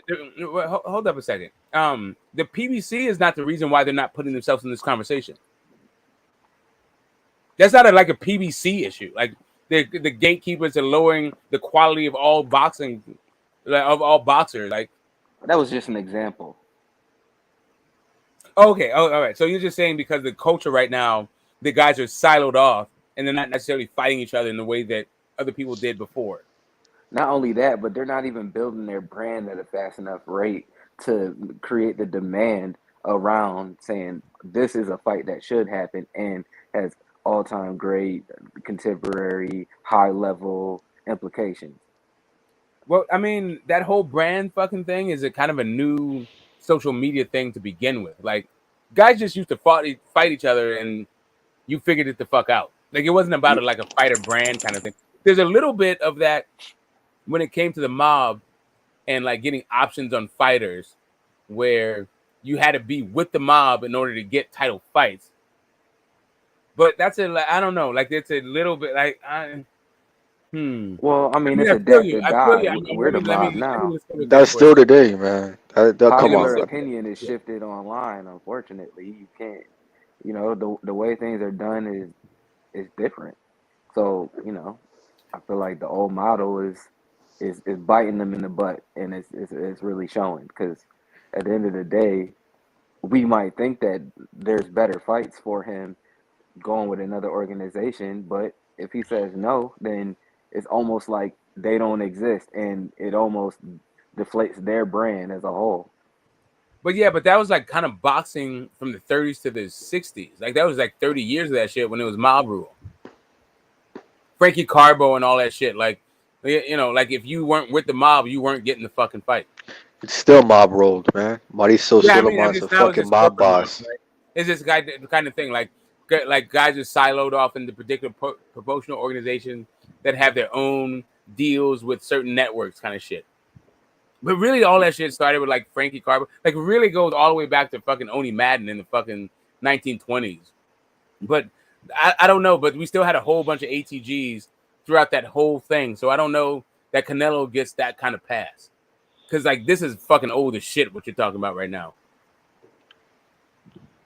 Look, all I'm saying is in Canelo's own era, when you compare him to his generation, anybody from 25 to 35, no one ever done like Canelo around that age class right now. So Yeah, I that's what feel I'm like saying. 2017. I feel like 2017 is a good place to start because that's when Floyd Mayweather retired.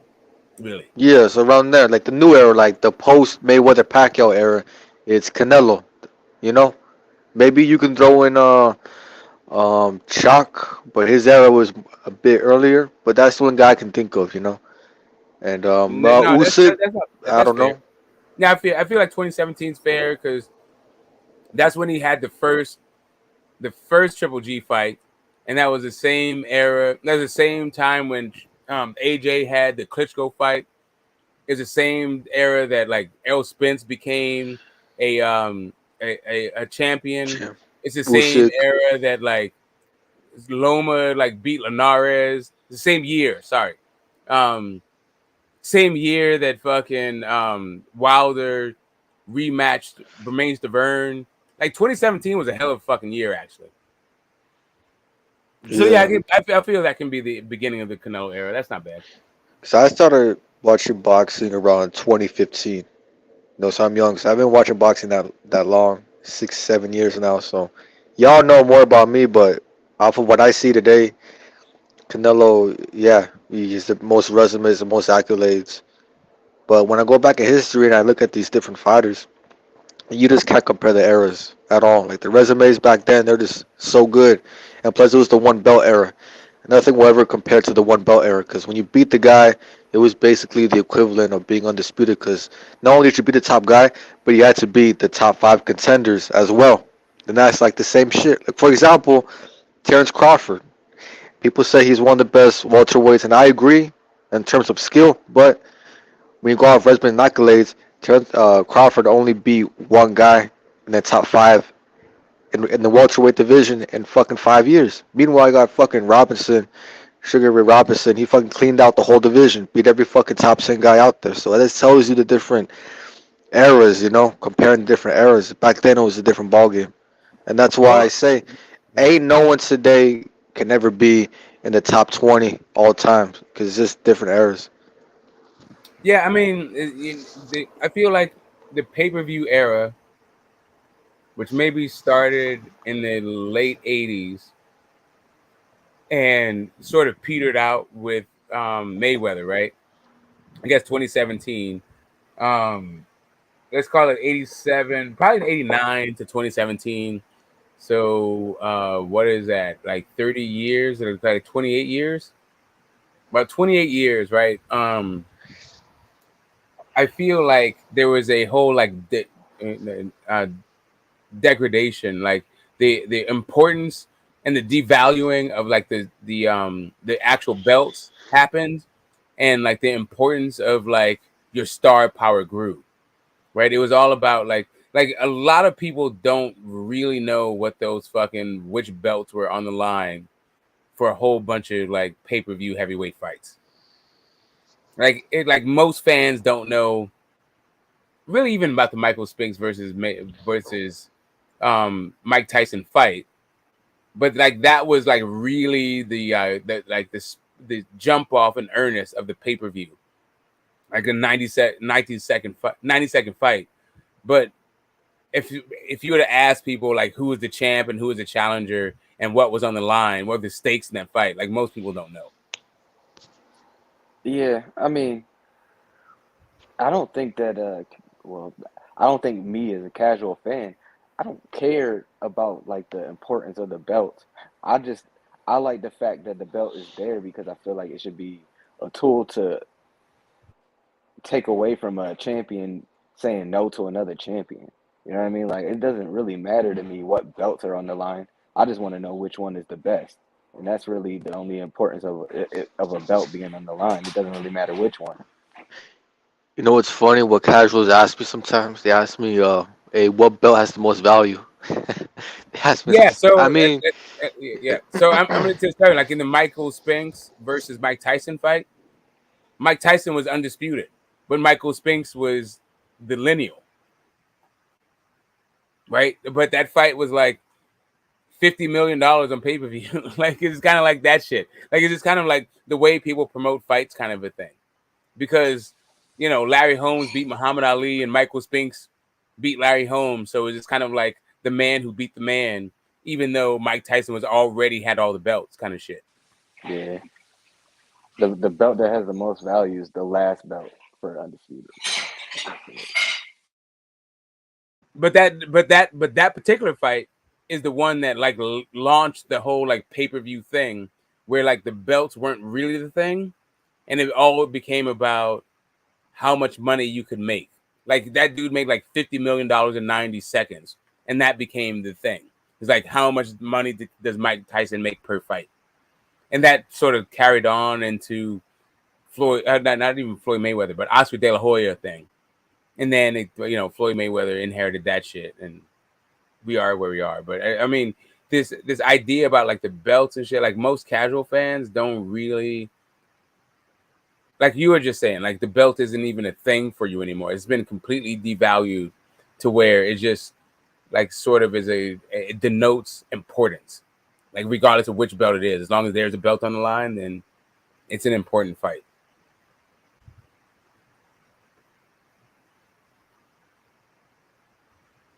In my opinion. Anyway, I don't mean to hog the fucking conversation. I'm fucking sleep deprived. I've been doing this shit for a long time now.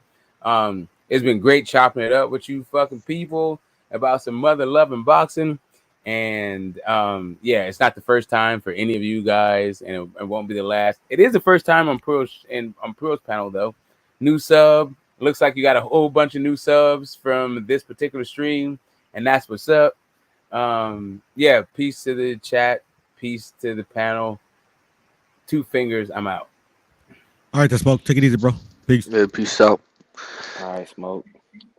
Hey, Yo, Puro, I'm gonna jump off too, man. I appreciate you starting up the live, getting a good conversation going. I'm gonna get my day started, and I'll definitely be back whenever you go live for sure, man. I appreciate you.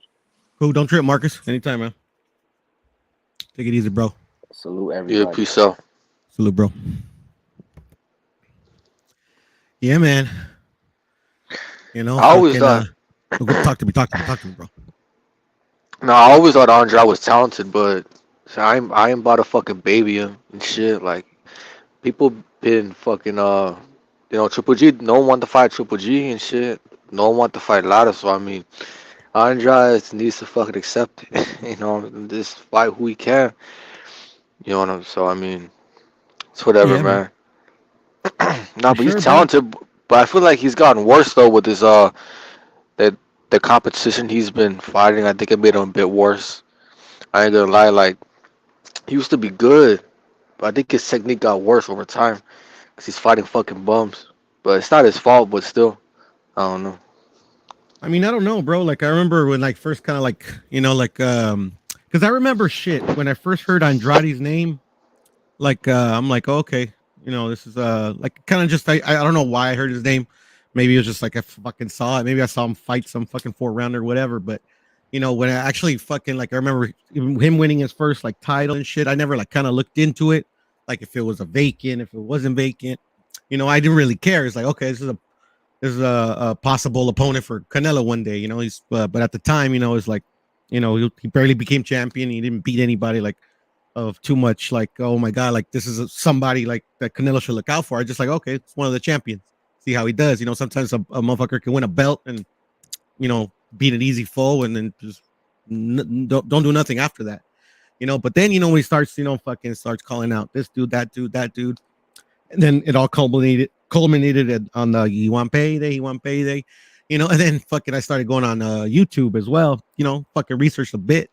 But to be honest, like I don't think I've ever seen, unless there's like it's kind of common and I just didn't pick it up, where like a champion that's fucking at least has been a champion at least more than one weight, has never especially in a 15-year or 13-year career like this dude has never fought or has never taken a belt from an actual champion. You get what I'm saying? Like literally like at 154 or 160, and even at say Canelo moves up and he beats whoever for that vacant title that he would fight for, like that would be like his 3rd time, like literally going to another weight and becoming a champion while winning a vacant belt. I don't think I've ever seen that. But I haven't been alive forever, so I mean maybe it's happened before in the past. Whatever. I just like, so to me, yeah, the motherfucker talented, but the thing is like, how do you not fight any champions? Like I mean, it's just crazy to me. I mean, I don't know who to put at fault, to be honest, but to me that's a little weird. No, yeah, I agree. And no, man, Andrade's good. I don't think he'll beat Canelo. He's not that good to beat Canelo, but I think he can beat other guys at 160. I think he's one of the most talented guys at 160. But yeah, but I can see why they don't want to fight him because he don't sell. He does have that awkward style. He does have like power you underestimate. It's just like it's kind of like how Lara used to be. When Lara, he wasn't a big name, and you know it was gonna be an awkward fight when you fought him. So, but at least Lara got the big fights. Like at least he got to fight Paul Williams and Canelo and Hurd. But he was fortunate to get the belt, to get the belts, and they were forced to fight him. Right with Andrade, he went to vacant belts as one belt, and usually he's always been in a kind of like a weak division, you know. So I don't know. I think the dude just has bad luck. Just can't get them big fights. And plus, him signing with the zone was fucking retarded. If he really wanted them big fights, he should have gone with PBC. I feel like that would have been like at 160. That would have been his best choice. And even 168, because he wants to move up to 168, and 168 is filled with PBC. So yeah, his career just has bad luck and his kind of bad decision making. It's whatever about Andrade. Hopefully he gets back, because I always found him entertaining, but. Nah, he needs to stop chasing Canelo. I don't think he'll ever beat Canelo, but I like to see him fight Munguia and Charlo. I think he beats Charlo. I think he might beat Munguia. I think he's that type of good, but he's definitely not beating no fucking Canelo. Canelo will knock his ass out. Yeah, man. And that's the thing. Like, I mean, at least I see it very clearly. But I mean, I've been watching boxing for a cool minute. Not saying that anybody like that's young wouldn't know come to the same conclusion. But the thing is like at the end of the day, for me, to me, it's clear as day that most people, actually, I would say everybody within reason that calls out Canelo hasn't put in the work to even not deserve a Canelo fight, but actually, like for me personally, give them a chance to actually beat him. You know, because like everything that I've learned throughout the years of me watching boxing and what my dad taught me, of who I picked up from other people who I think they actually know what they're talking about, where maybe they give me a different perspective on how a fight is won between two boxers. Like literally, like you need to fight, even if when you fight bums, bro. I mean, like literally, you at least practice something, or maybe like most of the time, at least in my lifetime, it's very rare that you have more than two, even sometimes you'll have none left-handers in professional boxing. You get what I'm saying? And when you fight the left-handers, literally, even if it's like a dude that that he doesn't even have the tools to beat you, but at least you have the experience where you've seen it in the ring, like through in a sanctioned bout, where like literally you can fight a guy that's fucking backwards, to what you're used to, you know. But these guys aren't even doing that. Like literally, like I think the fucking example I always reference is the how I'm gonna say heavyweight. Eastern Assassin. What's his name? Larry Holmes. Oh, yeah. Larry Holmes used to have something called the Bum of the Month Club, because literally, like at one point, he like literally beat all the top contenders, and he's a heavyweight, so there's like no moving up and down. So like literally, he was just still in his prime. He's a boxer. That's what he does for a living. So he literally would have a Bum of the Month Club, But the thing is, like to me, and then this is what I learned throughout the years, and I'm sure I heard it from somebody else, and it just makes sense to me. But like they hold value. They keep you active. They keep you fresh. Sometimes you'll have a left-hander up in there. It keeps you like fucking on point when just in case a fucking contender comes up that's really good. It's left-handed. You have that kind of in your back pocket. But I mean, they're not even doing that, bro. Like literally, I mean, some are, but it's usually kind of in the lower weights where nobody gives a fuck. Like Cepeda. Like Cepeda just fought some dude that nobody ever heard of, but he fought him, just to keep himself active and shit, because he knows eventually, hopefully, if the politics don't get in the way, he's going to get his title shot, at the belt, so he wants to keep himself fresh. And that's kind of how they used to do it back in the day, where used to like fucking Chavez is probably like, well, I would say you can include, Nonito Donaire, Canelo, and Manny Pacquiao in that fucking category where they fucking have like literally they all retire with more than 50 fights, and trust me, like I would say like a fourth of them are all what you would consider Bum of the Month, but they're not even doing that now, which is kind of weird to me. I don't know if you ever noticed. You can't even box nowadays. Can't even do that. I mean, Canelo did it like twice, and people fucking went crazy when he fought Yildirim and Rocky Fielding. Like when he fought Rookie and Yildirim, I didn't even like care. But I'm like, of course he's doing it to keep active. Like, like I'm about to give him shit because when he fought Yildirim, he just like a month prior he fought Caleb. and then he was about to fight Saunders in about 3 or 2 months from that point on. So I mean, nah, fighters nowadays they can't do it no more because the fucking pussy ass fans are fucking crying shit. That's some like old school shit that Joe Louis could have done, or Holmes and Muhammad Ali. Like if Yeah. fighters nowadays did those monk clubs, I wouldn't care as long as they're fighting like top contenders and other champions at least 2 or 3 times a year. And Canelo did that. Canelo fought when he fought Yildirim, he also fought Plant and Saunders the same year. So to me, he gets a pass for keeping active. You know, and even the Yildirim, I mean Rocky Fielding. You know, like 3 months prior, he fucking beat Triple G. You know, had to follow Triple G. You know, then 3 months later, he fought Jacob. So I mean, Canelo can do it, and he's done it a few times, but they get fucking mad at him. So I mean, yeah, man, that's how I see it. I don't really care if they do that up with the bunk club shit. You And they've know. always done it, to be honest. And at the end of the day, bro, like shit, man. There's few fighters that, like, in my personal opinion, I don't give a fuck. That's just the way I see it. Like literally, Canelo, fucking Bivol, like fucking Spence, Porter. They literally all fought. Maybe sometimes we could debate that they fought them kind of a little longer in the tooth. That's a common point of contention that I hear. But at the end of the day, they fought them. Like literally, Spence fought all the he has all 3 belts. Bud has one, but at least Bud and Spence, fought the fucking Sean Porters. They fought the Kell Brooks. They fought literally like the dudes that they have to fight. And now the only fight that's really left in that division is them two. And then after that, like literally, and at the end of the day, I don't give a fuck, because at the end of the day, boxing is more than 2 fighters. If they never fight, that's really gonna be on them, bro. Like if I was them, I'd be like, fuck, that would always bug me. Like shit, I should have fought him, maybe I would have won, maybe I would have lost, but at least I would have fought him, So at the end of the day, I think it's gonna be made because at the end of the day, the Bud's a free agent, but Spence still has a boss. But at the end of the day, I mean, they're gonna make money anyway, so I think that fight is gonna happen. And by all accounts, from what I hear, that's the only fight they're kind of focusing on right now.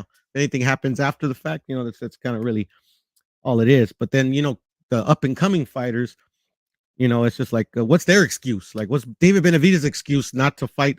Like, he should have already fought fucking Plant already. Like, literally, like, I mean, what the fuck? Like he's been fighting like Benavidez, and I like Benavidez. Don't get me wrong. Like he's fucking. I think he's super talented, and then I think he's super entertaining as well. But fuck, come on, Kyron Davis, and then before Kyron Davis was gonna fight Ustagagi, I know he was fucking a former champ. But come on, Ustagagi, who the hell is that? Like he just fought fucking Lemieux. That like literally, he's not that old. He's only 32, whatever. But still, bro, he's been in some fucking wars and shit. And then his style is not conducive to have a long prime, if you want to call it. It's just I don't get it. In Canelo's case, and in any fucking top fighter's case, they're always gonna get hate. But at the end of the day, they don't listen to us anyways. We just hope that they give us good fights.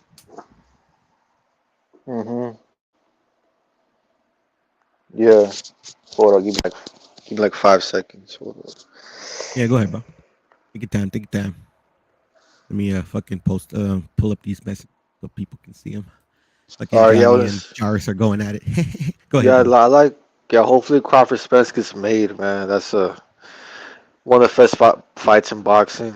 And I remember y'all said y'all don't want a trilogy or like a rematch with Crawford Spence. Listen, I think it's a good idea for them to have them fights. I know y'all said they're gonna hold up the division with the belts, and I agree they are. But at the same time, why don't fucking Ennis, Stanionis, and them guys fight each other then? And then they all fight each other, and then the winner of that little tournament, whatever, gets the winner right out, or the vacant shots right when Crawford Spence is done. But whatever they do, to me, it don't matter. And I know that little tournament shit's unrealistic. Like Stanionis and Ennis, they ain't gonna fight each other, bro. Like that shit's too good to be true. Yeah. And I hope Virgil comes back to 147 because I feel like he has a good potential at that division. But Taylor knows he wasn't about to get a title shot anytime soon because Spence Crawford about to fight. And let's be real, they're about to PBC and all the motherfuckers, man, they're about to milk Crawford and Spence. They're gonna hold up the division for fucking 2 years. Trust me. They're about to have 3 fights with these guys. I can see The that too, styles, bro. I can see the that too. styles, yeah, the styles mesh good together. So all the fights gonna be close. They're gonna try to milk it. You know, we waited so long, kind of like Crawford, Canelo, Triple G. We waited so long, so they're gonna have fucking 2 fights, maybe even 3 out of them. So Taylor knew if I move up, I ain't gonna get a title shot. So I might as well stay at a 140 and fight Sabeda. And I think he released one of his belts. So, but it was the WBO, right? That Taylor released. So whoever is in that sanctioning body that's ranked 1, they can get the belt and fight Taylor. And I hope it's Tio, cause Tio Taylor, that's a good fight because they have beef and shit. And I like Tio, man. Every time he fucking fights, there's always fucking drama. You know, like when it's Tio fight week, it's fucking like people talking and shit. The drama hits, it's fucking dads talking shit. I like the type of atmosphere Tio gives during fights.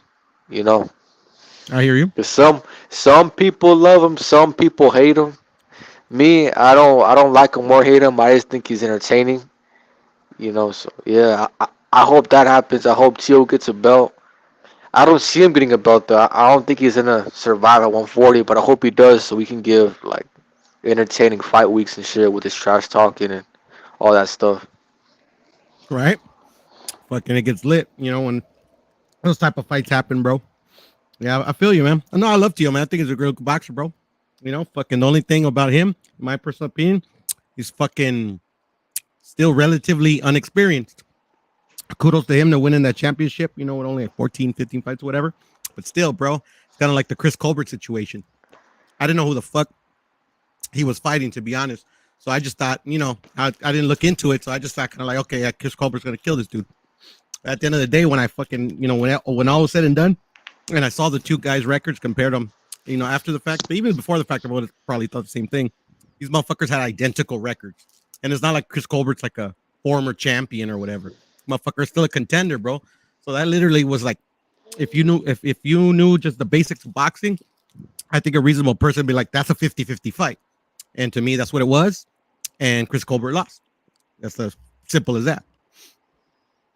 Hmm. Yeah, man. I think Tio.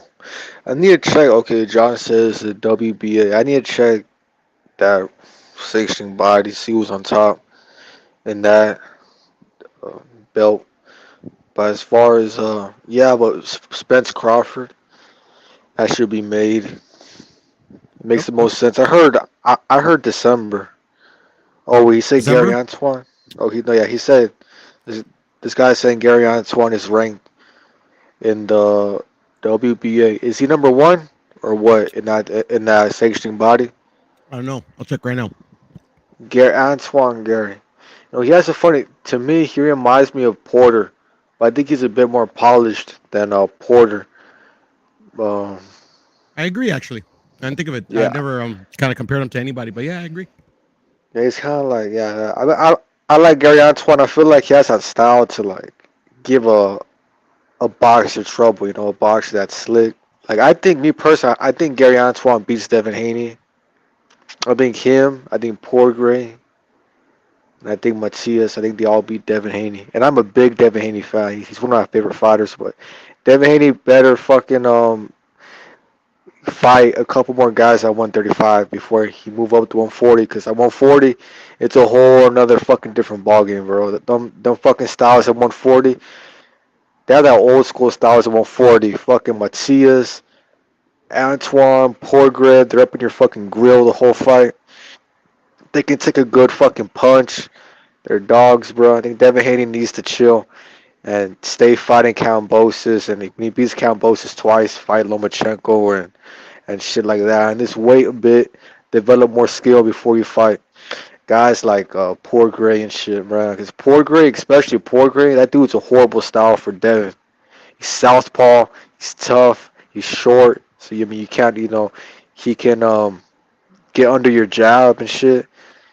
He can attack your body. You know, if JoJo gave Devin Haney some trouble, can you imagine what Poor Gray would do?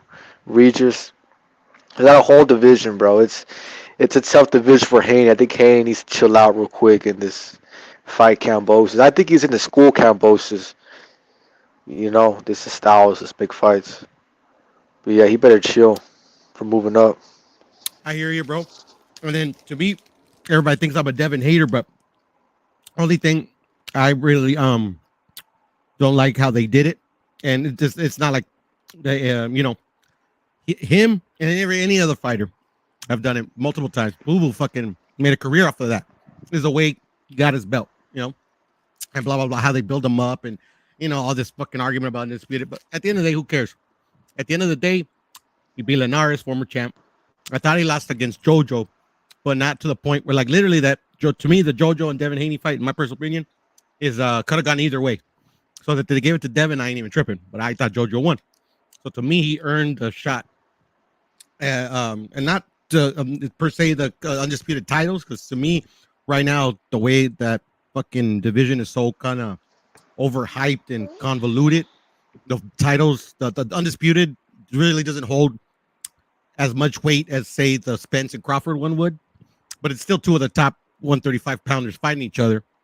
So eventually, fucking whoever comes out of that fucking 2-fight, blah, blah, blah, eventually fight Lomachenko and then Tank. And then hopefully, at the end of the day, regardless of the belts, we know who the best out of those motherfuckers are,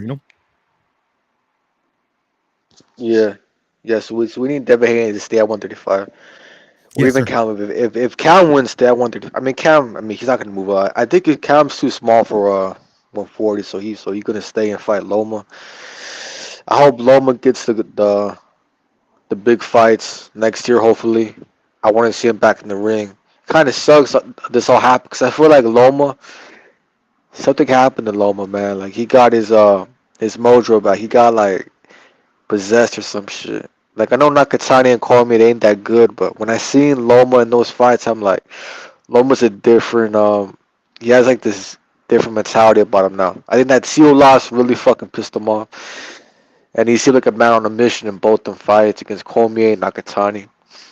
He just had that look in his eyes, right? So I want to see him back in the ring. He probably has another 1 or 2 years left in him, so I want to see him go out with the bang and fight somebody. Shakur, Tank, Haney, Cambosis, one of those four, and then go out to the sunset for Loma. I hear you. Yeah, man. I really want to see that Shakur fight or the Tank fight for Loma, and of course undisputed winner. So I think the undisputed winner is the most likely. So yeah. Yeah, I want Loma versus Tank myself. Yeah, that's a good ass fight. Like, man, I always thought Loma would school Tank, but like, man, like, it's just Loma, he's so good, but he's just fucking small for that 135. And Tank, he hits so hard. He hits so hard, and them body shots, I don't know, man. Like, I wouldn't be surprised if Tank stops him, but I got Loma beating Tank. It's a good fight though. Like, that's the type of fight that will keep me on the edge of my seat all fight. Right. Because Tank does hit hard. I agree. And then I think, for me personally, we can't forget Pitbull Cruz, man. I think motherfucker's a player and a monkey wrench in against any of these dudes. Ryan as well, even though he's like kind of like because of the year fucking whatever bullshit that happened, he's kind of a little bit behind compared to these other dudes. But still, man, with his skill set, I mean, shit, he's another potential monkey wrench. Mhm. William Cepeda, Mitchell Rivera. I mean, shit, man, 135 is pretty fucking stacked. Fucking Frank Martin as well. I mean, I don't know how good he is because his best win right now has been Romero Duno, a guy that like literally fucking Ryan sparked easily. But still, I mean, I see he has got a bit of skill, Yeah. Yeah. What's your thoughts on that what's his name, Gomez guy? Everybody talks about at 54. I didn't see him fight. I didn't watch that fight. I was too busy. I just watched the main event. Did Gomez look good or did he look trash against Cotto or Cota? He looked exactly what his record suggests. He looked like a 6-0. 6-0 fighter. He did. Just inexperienced, wild shit. Inexperience, needs to work on using his jab more, head movement definitely. But I mean, I definitely see something there. I'm gonna keep an eye out for him. It's just a fucking David Morrell hype. Like I see potential and I think Morrell talented, but the way he like when I watch him fight, he fights like a guy that he's too eager. Every shot he throws, it's like a power shot. I just think he needs more experience. I think he fights a bit immature, David Morrell. He's good, but I think he needs to settle down a bit. He needs to just get more patient in the ring, get more experience. I mean, I think he fights too. Like in the first rounds, he's already throwing fucking power shots and shit. It's kind of like Bektemir. I remember Bektemir when he came up. He had the talent too. You saw his talent, but he was just one of them guys where like he was too eager and he didn't have the patience, man. I think that two guys who really like to have good patience is Keyshawn Davis and Alexander Zayas. To me, I think they fight. They're like I know Zayas 19, and then Keyshawn, he's older. He's like 23 or 24, but he's still a prospect. But to me, they fight like they're veterans. They take their time. They find openings. They know how to create openings. Not every shot's a power shot. They mix it up. We need to see that more with Dave Morrell and this guys like that, bro. Because when I watch Dave Morrell fight, you see the talent, but I'm like, man, like, yeah, you need to chill out real quick. I feel you. Definitely feel you. Oh, I was gonna say, yeah. I mean, to me, the difference between Morel and Yoelvis Gomez is that, like, literally Morel, he feels he's got kind of like the where, like, I don't really put, I don't put any stock in a fighter's amateur career when it relates to professional. But I mean, like, I can't. I mean, I'm sure if I can think back about somebody that kind of like kind of got a little bit of a head start, even though I don't like that, but whatever. Where it kind of does, you can make the argument, and I probably be like, okay, I kind of see where you're coming from, where the amateur experience will translate a bit more, and I don't know, I haven't really analyzed that because, like, really, that's kind of been like a at least for me, maybe I just haven't been paying attention enough, but kind of like a new way of kind of justifying fucking giving somebody a shot when they haven't kind of earned it through the ranks. But I mean, like, literally, like, I knew fucking, well, I didn't know, obviously you can't know for beyond a shadow of a doubt, but I had I mean, the odds to me were great that he wasn't going to win that Salido fight. And at that day he didn't, but I mean, like, I think he's proved, especially since he won multiple titles in 3 weight classes, I think. And then, he beat some really good dudes that like, that kind of like a way of saying, like, okay, this guy, because he had so many fucking amateur fights, he could be ready for a title shot in their second fight. Me personally, I don't like it because, you're kind of like skipping the line, for lack of a better word or lack of a better phrase, whatever. But yeah, that's what I see in kind of like Morel. I don't think he's like ready for a Canelo, or not even necessarily David Benavidez, but he's more ready than other dudes where that they try to hype. Like a who? Like who'd you say other guys they're trying to hype? Like a Boots Ennis. Like Boots. Oh, Like okay, Boots yeah. almost kind of like Munguia a little bit. Where like Munguia's a really good fighter, and I know he's had a trainer change, and you could starting to see the style change, and you're starting to see what they're trying to do with him. But the thing is, he has so many fights. Like, literally, like, I mean, this guy should have got a fucking title shot a long time ago. But the thing is, like, still, it's been he's had he hasn't had very, like, say, 5-star or 4-star fights throughout his career. You get what I'm saying? And that's kind of what I see in Boots. Like, Boots, you see the talent just like you see it in Munguia. But the thing is, he's done it with, like, literally dudes where, like, it's almost kind of like a foregone conclusion. Like, okay, this is kind of like he's not on his level. If this guy wins, it's going to be probably a fluke, or this guy's a hype job. You get what I'm saying? Whereas in like literally, and Morel's kind of the same way too. But I mean, like, and it just in sheer skill, I would rate Morel higher than Boots. You get what I'm saying? Even though in I would too. experience, I would put Boots up there. Because like beating. I mean, I don't rate the what's his name is Puerto Rican that he beat in one round. What was that one away? Oh, Delorme.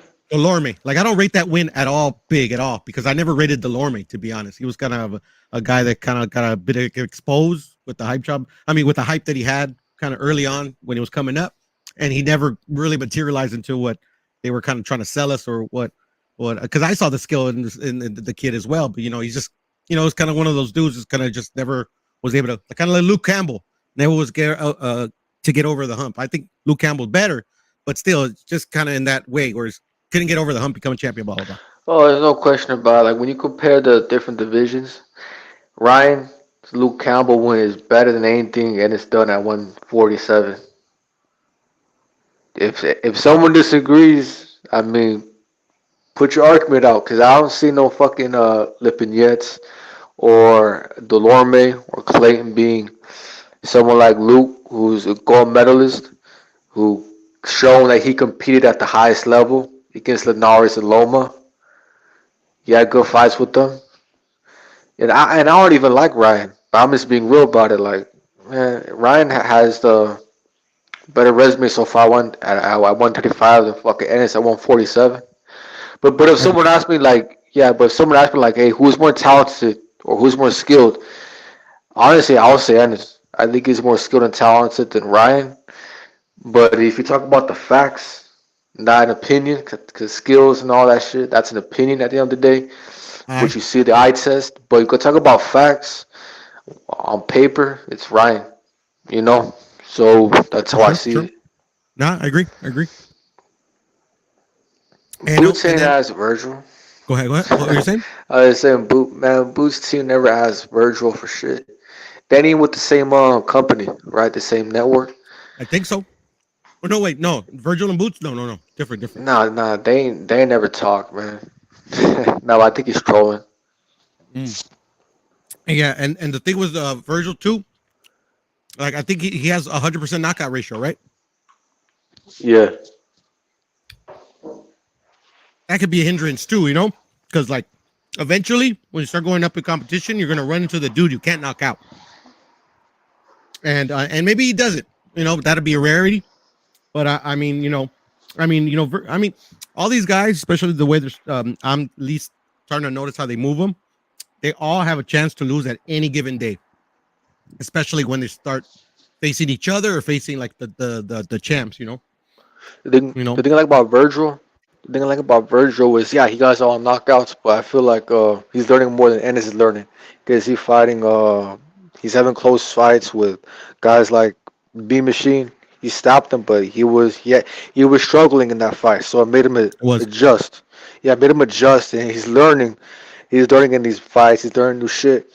He's learning how to deal with different styles. The Maurice Hooker fight too, and it's saying he's not being forced to adjust mid-fight.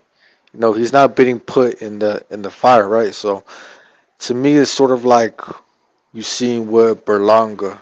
I mean, I think Ennis is more talented than Berlanga all around.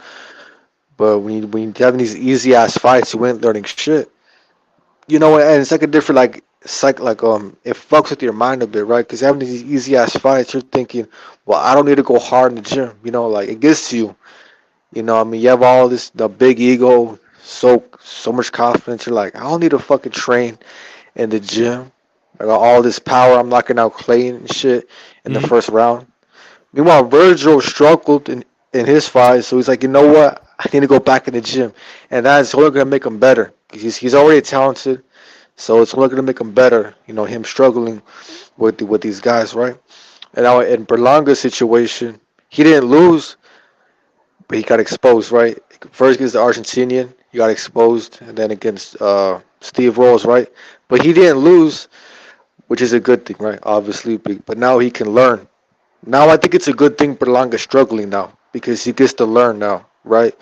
And if he just knocked out all these guys and they just put him in a big fight with Canelo or Benavidez, he might have got his ass beat, right? Because he ain't learned shit from fucking knocking out bums. And I feel like that could happen to Ennis. People always talking about they about to put him with Keith Thurman and shit like that. Keith Thurman, in my opinion, will knock Ennis out because Ennis don't know what the fuck to do when you have a guy that's gonna punch you between your combos, right? What is he gonna do when a guy comes not to lay down? Ennis needs to have more experience in that contender level, right? People talking about like Spence is ducking Ennis and shit. Man, Spence ain't ducking no fucking Ennis. So that's how I say. I think Ennis needs to be at that level a bit longer. No, for sure. I mean, he needs to fight like to be honest, like back in I would say my day, but I mean back how they kind of like you could say they used to do it. Like literally right now is the prime time to make Virgil versus Boots, and whoever wins gets a shot at the champ. Because it serves two purposes. One, to weed out to see who's ready for that title shot, and literally kind of the same words, who's ready for that title shot. You get what I'm saying? They're gonna learn from it from that fight against each other, and that's also gonna help them get them ready for the fucking the big boys, which is Spence and Boots. Ideally in an ideal world, that's how I would like if I was fucking the boxing magician or whatever. I'd make Boots versus fucking what's his name, Virgil. And then whoever wins, fuck them there. Takes the winner of Spence and Crawford. I would make Boots Stanionis right now. That makes the most sense. They both just won for a month apart, both the same network, both at that level. But it won't happen. I mean, we know boxing, but to me, in an ideal world, yeah, Stanionis and Boots, that's a good fight. I think Boots might beat Stanionis, man. I think Stanionis is more proven, but when I watch Stanionis fight some guys, Stanionis doesn't do good with movers. I don't think he can move forward that well. I think Ennis will just jab him and move. It'll be that type of fight. Feel you. But yeah, but you got somebody that's experienced though, and they can beat Ennis, man. Ennis ain't nothing shit. Of course, bro. I mean, it's like he does, especially at the championship level or championship level contender, which I believe Virgil is. Like, yeah, I mean, it's especially his inexperience in that type of a fight. Goes a long way, especially somebody as even though he doesn't have a lot of fights and like literally hasn't met a dude he hasn't knocked out yet. I mean, that could be a hindrance, but that's also kind of like a testament to where he's at. Where I've seen fighters that like a Berlanga. Berlanga to me is a type of fighter that hasn't developed his IQ. Where like literally, if he can't knock you out, like he doesn't do anything to adjust to at least win a fight clearly. There's always kind of like shit, like there's always kind of like people question it. It's not really like a lot of people are like, oh, he just can't box. Like to me, I beg to differ.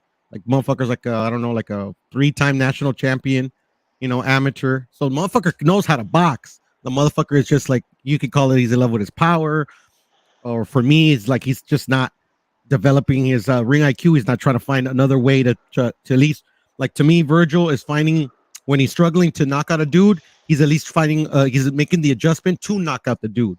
You get what I'm saying? Yeah, so that's why I think he's a bit more better than a Berlanga, where like literally as soon as he went up in competition and motherfuckers wouldn't go down, like he struggles. You get what I'm saying? That to me, that's what he needs. He needs to go back to basics. Like not starting up fucking, just trying to fucking headhunt and get frustrated on because he can't knock these fools out like he was used to. And also, excuse me, literally like fucking start, adjusting in ring. Okay, this shit ain't working. Fucking, try. I mean, I haven't like kind of analyzed what he can do, but whatever. But you get what I'm saying, right? Just make an adjustment. I agree, and that's what I was saying about Virgil. I think he's gonna win. I think in the long run, he's gonna be the best young guy at 147 because, like, he's being forced to learn new shit early, whereas Ennis isn't. Ennis ain't learning shit. Yeah, so that's why I think. Yeah, that's what I think. But I think as of right now, out of all the young guys, when you put them like in a tier, if you rank them, to start resumes and accolades, right now at this moment, it's Stanionis, right? He has the best resume out of all the young guys. But I mean, Virgil up there too, man. But yeah, I think between Virgil and Stan, but I think in the long run, this is my prediction. I think it'll be Virgil because Virgil has those fights. I mean, where he struggles, so he's being forced to learn. He's working hard in camp. I mean, it only makes sense, man. Like put yourself in Ennis' shoes. You're getting all these fucking early ass knockouts. He's fighting like once a fucking 7 months. You're not gonna train that hard in the gym. You know, like you're gonna be too confident. You're gonna be think you can knock anybody out, and so like you're not gonna develop like that skill. You know what I mean? You know what I mean? He has skills, but you're not gonna like go in the gym and learn new shit. To whereas what Virgil was doing, like Tyson Fury, he was horrible back in the day, right? But that made him work harder. That made him go to the gym and learn new shit. Now look at him, you know. And then you look at someone like AJ or Wilder, where when they're on the come up, they're getting these early ass knockouts and they ain't developed much right now. So now they gotta develop it. Now they know since they lost. Whereas Fury, he been doing that. You know, in 2013, 2014, you know, he was struggling with Steve Cunningham and McDermott, shit like that. He was forced to go in the gym and learn new shit in his early 20s.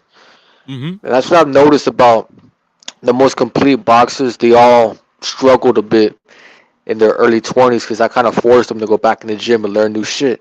Like you got Lennox, you know, he struggled a bit too when he was, you know, in his maybe mid 20s, early 20s, before he got into his prime. That's what I mean, right? And I think struggling around that development stage is a good thing. Cause yeah, it makes you learn more, more shit. Like Mike Tyson, for example, Mike Tyson got so many fucking early knockouts. When he was in a fight that somebody stood up to him, he ain't know what to do. You know, he wasn't taught that early on. So it's Boots with the way Boots' career going, I feel like he might fall victim to that too. You know, I mean, I think history only shows you, you know, that what's gonna happen with Boots. This is my take, but the dude's talented though. Like physically, I think physically he's one of the most talented guys I've seen in boxing in a while, right? So Yeah. I agree with you, brother. And to me, in my experience watching boxing, I mean, don't get me wrong, I don't pretend to be fucking the know-it-all of boxing. I mean, like that's how you develop a fighter, bro.